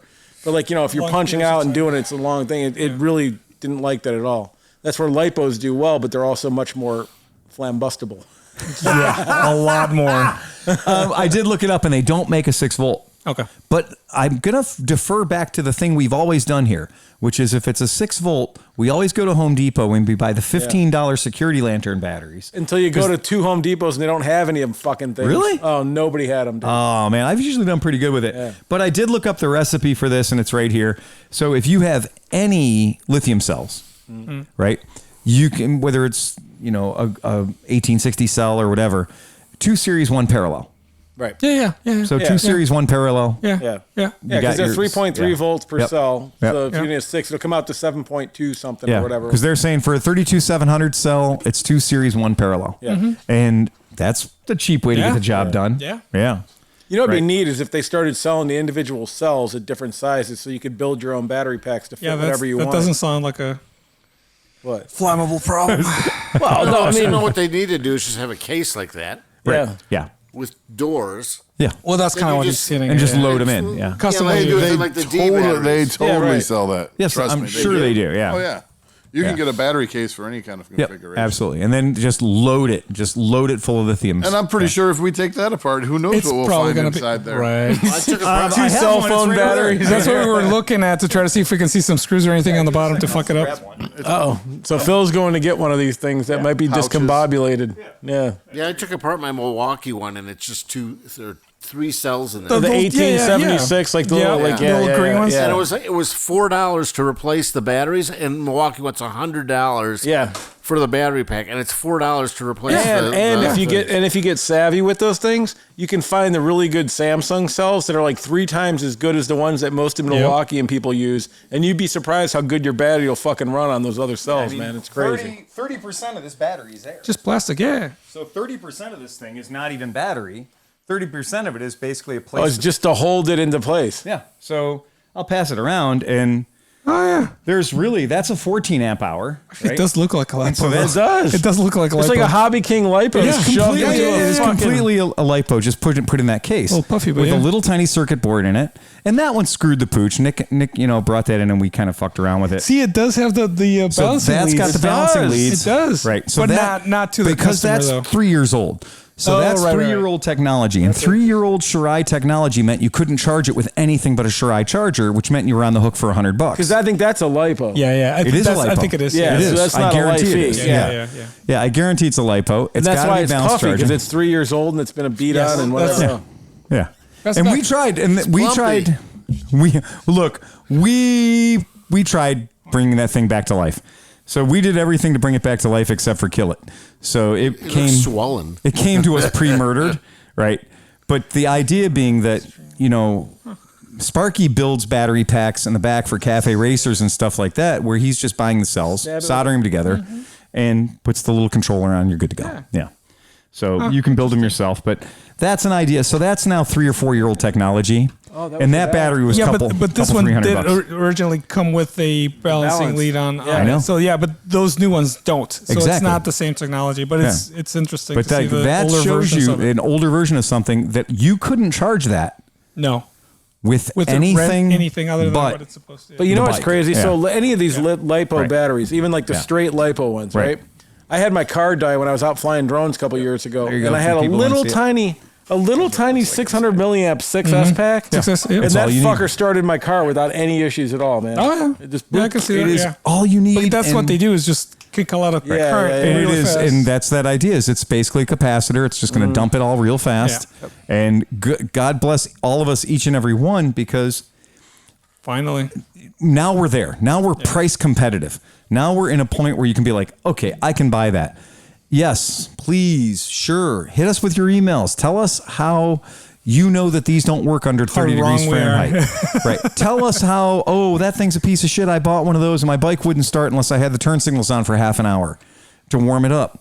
I want to hear it. Yeah, let us know about it, man. Let us know. Or if you happen to have tried the Parts Unlimited one and you say it's a pile of steaming dog shit and we should all buy the Deltran version, okay, let us know too. yeah, come at us, Nick. Come on. Don't at Nick. They were, shit, they were sorry. LED. They Don't were at me, bro. LED turn signals, so it didn't do any good. That's exactly right. right. I just had to sit there cranking the starter to warm that battery up. And then it didn't start at all. I tried cranking it. I tried cranking it for about a half an hour with the kill switch on. Made sure it didn't start to Oh, warm the wait. battery up. You'd be good to go. Wait, does that sound familiar? Yeah, it does, doesn't it? I don't know. A couple of my there's a drones, thing. a couple of my old drones did have battery warmers. Just saying. No. Yeah. Yeah. Yeah. So do Zero motorcycles. Oh, nice. Yeah. Go ahead. Yeah, you're not. Believe me, You're probably dying that to is tell not. everybody. That is not an odd thing. Yeah, right. Yeah, Look, because lipos and light. Yeah, Zero Yeah. made it very clear. They were like, "Wow, we really want to sell these to people in Minnesota," and people in Minnesota went, "Okay, yeah, we'll just put a heater blanket on it." Yeah. And the idea of like literally having a heating blanket around your electric motorcycle, Yeah. a little bit, No, they just had a little their bit mom, awkward. They just had their mom come outside and sit on the bike for a while. Just nesting. Just remember my trick. heat up the carburetor, it'll start right It'll up. start right up. Just warm up the carburetor. Just spill a little gas on it. You'll be fine. It'll be good. It's okay. Steve, do you want to tell people about starting the rototiller today? No. Okay. I thought you would. In case anybody has any questions or comments, send them to motorcyclemisfits@gmail.com. No, it's still ClevelandMoto@gmail.com. Do we have any negative? Yeah. Any feedback? negative feedbacks? I'm gonna go. You guys can entertain yourselves. We got a really good negative feedback on Moto Stories. It was one of our like debauchery sessions. No. And some guys like, what a bunch of fucking morons. I couldn't make it through 10 minutes of this. Why don't you guys grow up and get jobs? Was that really? Was that the rowdy one? We're the most fucking- overemployed people ever. I was like, okay. So I responded to the guy and I said, well, thank you for your feedback. I love your feedback. We That's love great. this. In fact, John thrives off of it. So if you could email us your full thoughts, and I gave him our Please. email. And so far, nothing. Come at us harder, bro. Right. I'm like, if you're telling us something that we don't all know personally, Please at me. Please. So, Do we have a joke over there? uh-oh, Smith is smiling. oh, Smith smiling. Uh-oh. This is going to take a moment, but two couples are playing cards, and So it's a foursome. Cinch accidentally dropped some cards on the floor, It happens. and when he bent under the table to pick them up, he noticed Phil's wife. No, Steve's wife. Okay. No, don't even use my Sandy. How dare you? Sandy Kit. was not wearing any underwear. Shocked by this, Cinch hit his head on the table and emerged red-faced. Happens. Later, when Cinch went to the kitchen to get some refreshments, Sandy followed him and asked, "Did you see anything under the table that you liked?" Cinch admitted, Once you well, get past the smell, you got it licked. Cinch says, "Well, yes, I did." And she said, "Well, you can have it, but it's going to cost you $100." Uh-oh. After a minute or two, Jeff indicates that he's interested. Jeff. Cinch. Oh, Cinch. This guy. She tells him that since Dave works tomorrow, Friday afternoons, That and her Cinch husband? doesn't, husband, that Cinch should come by their house around 2 p.m. on Friday. Friday came. Dun, dun, dun. Cinch goes to the house at 2 p.m. Yeah. After paying her the $100, he went to the bedroom and had sex for a few hours. Minutes. That's the Minutes, joke. For a please. few hours. Minutes. Then he left. The husband came home at 6 p.m. and asked the wife, "Hey, did Cinch come by this afternoon?" Once you clear the smell. Totally shocked. The wife says, "Yes, he did. He stopped by for a few minutes." Next, the husband asks, "Did Cinch give you $100?" Wife says, "Oh, hell, he knows." Reluctantly, she says, "Yes, he did give me $100. Good," says the husband. Because Cinch came by the office this morning and borrowed $100 from me and said he was going to drop by our house later to pay me back. So it's a good thing I have a nice friend like Cinch. that I can trust. Man. Man. All right. That is not, that's Hold not. on. I got a real story from one of our loyal podcast listeners. This is Cork. He was playing cards. This is Cork. And if I'm going to pronounce both of these words wrong, his name is Cork, C-O-R-K, like a cork in a bottle. Okay. And he's from Weirton, West Virginia, with a W-E-I-R-T-O-N. That's Weirton. You have to. He's Cork from Weirton, West Virginia. But he's spending time in the weekend in Charlotte, North Carolina, where they have a plethora of electric stand-up scooters for rent. I think we've all seen these. Oh, yeah. Okay. Which, To be fair. all right. Hold on, though.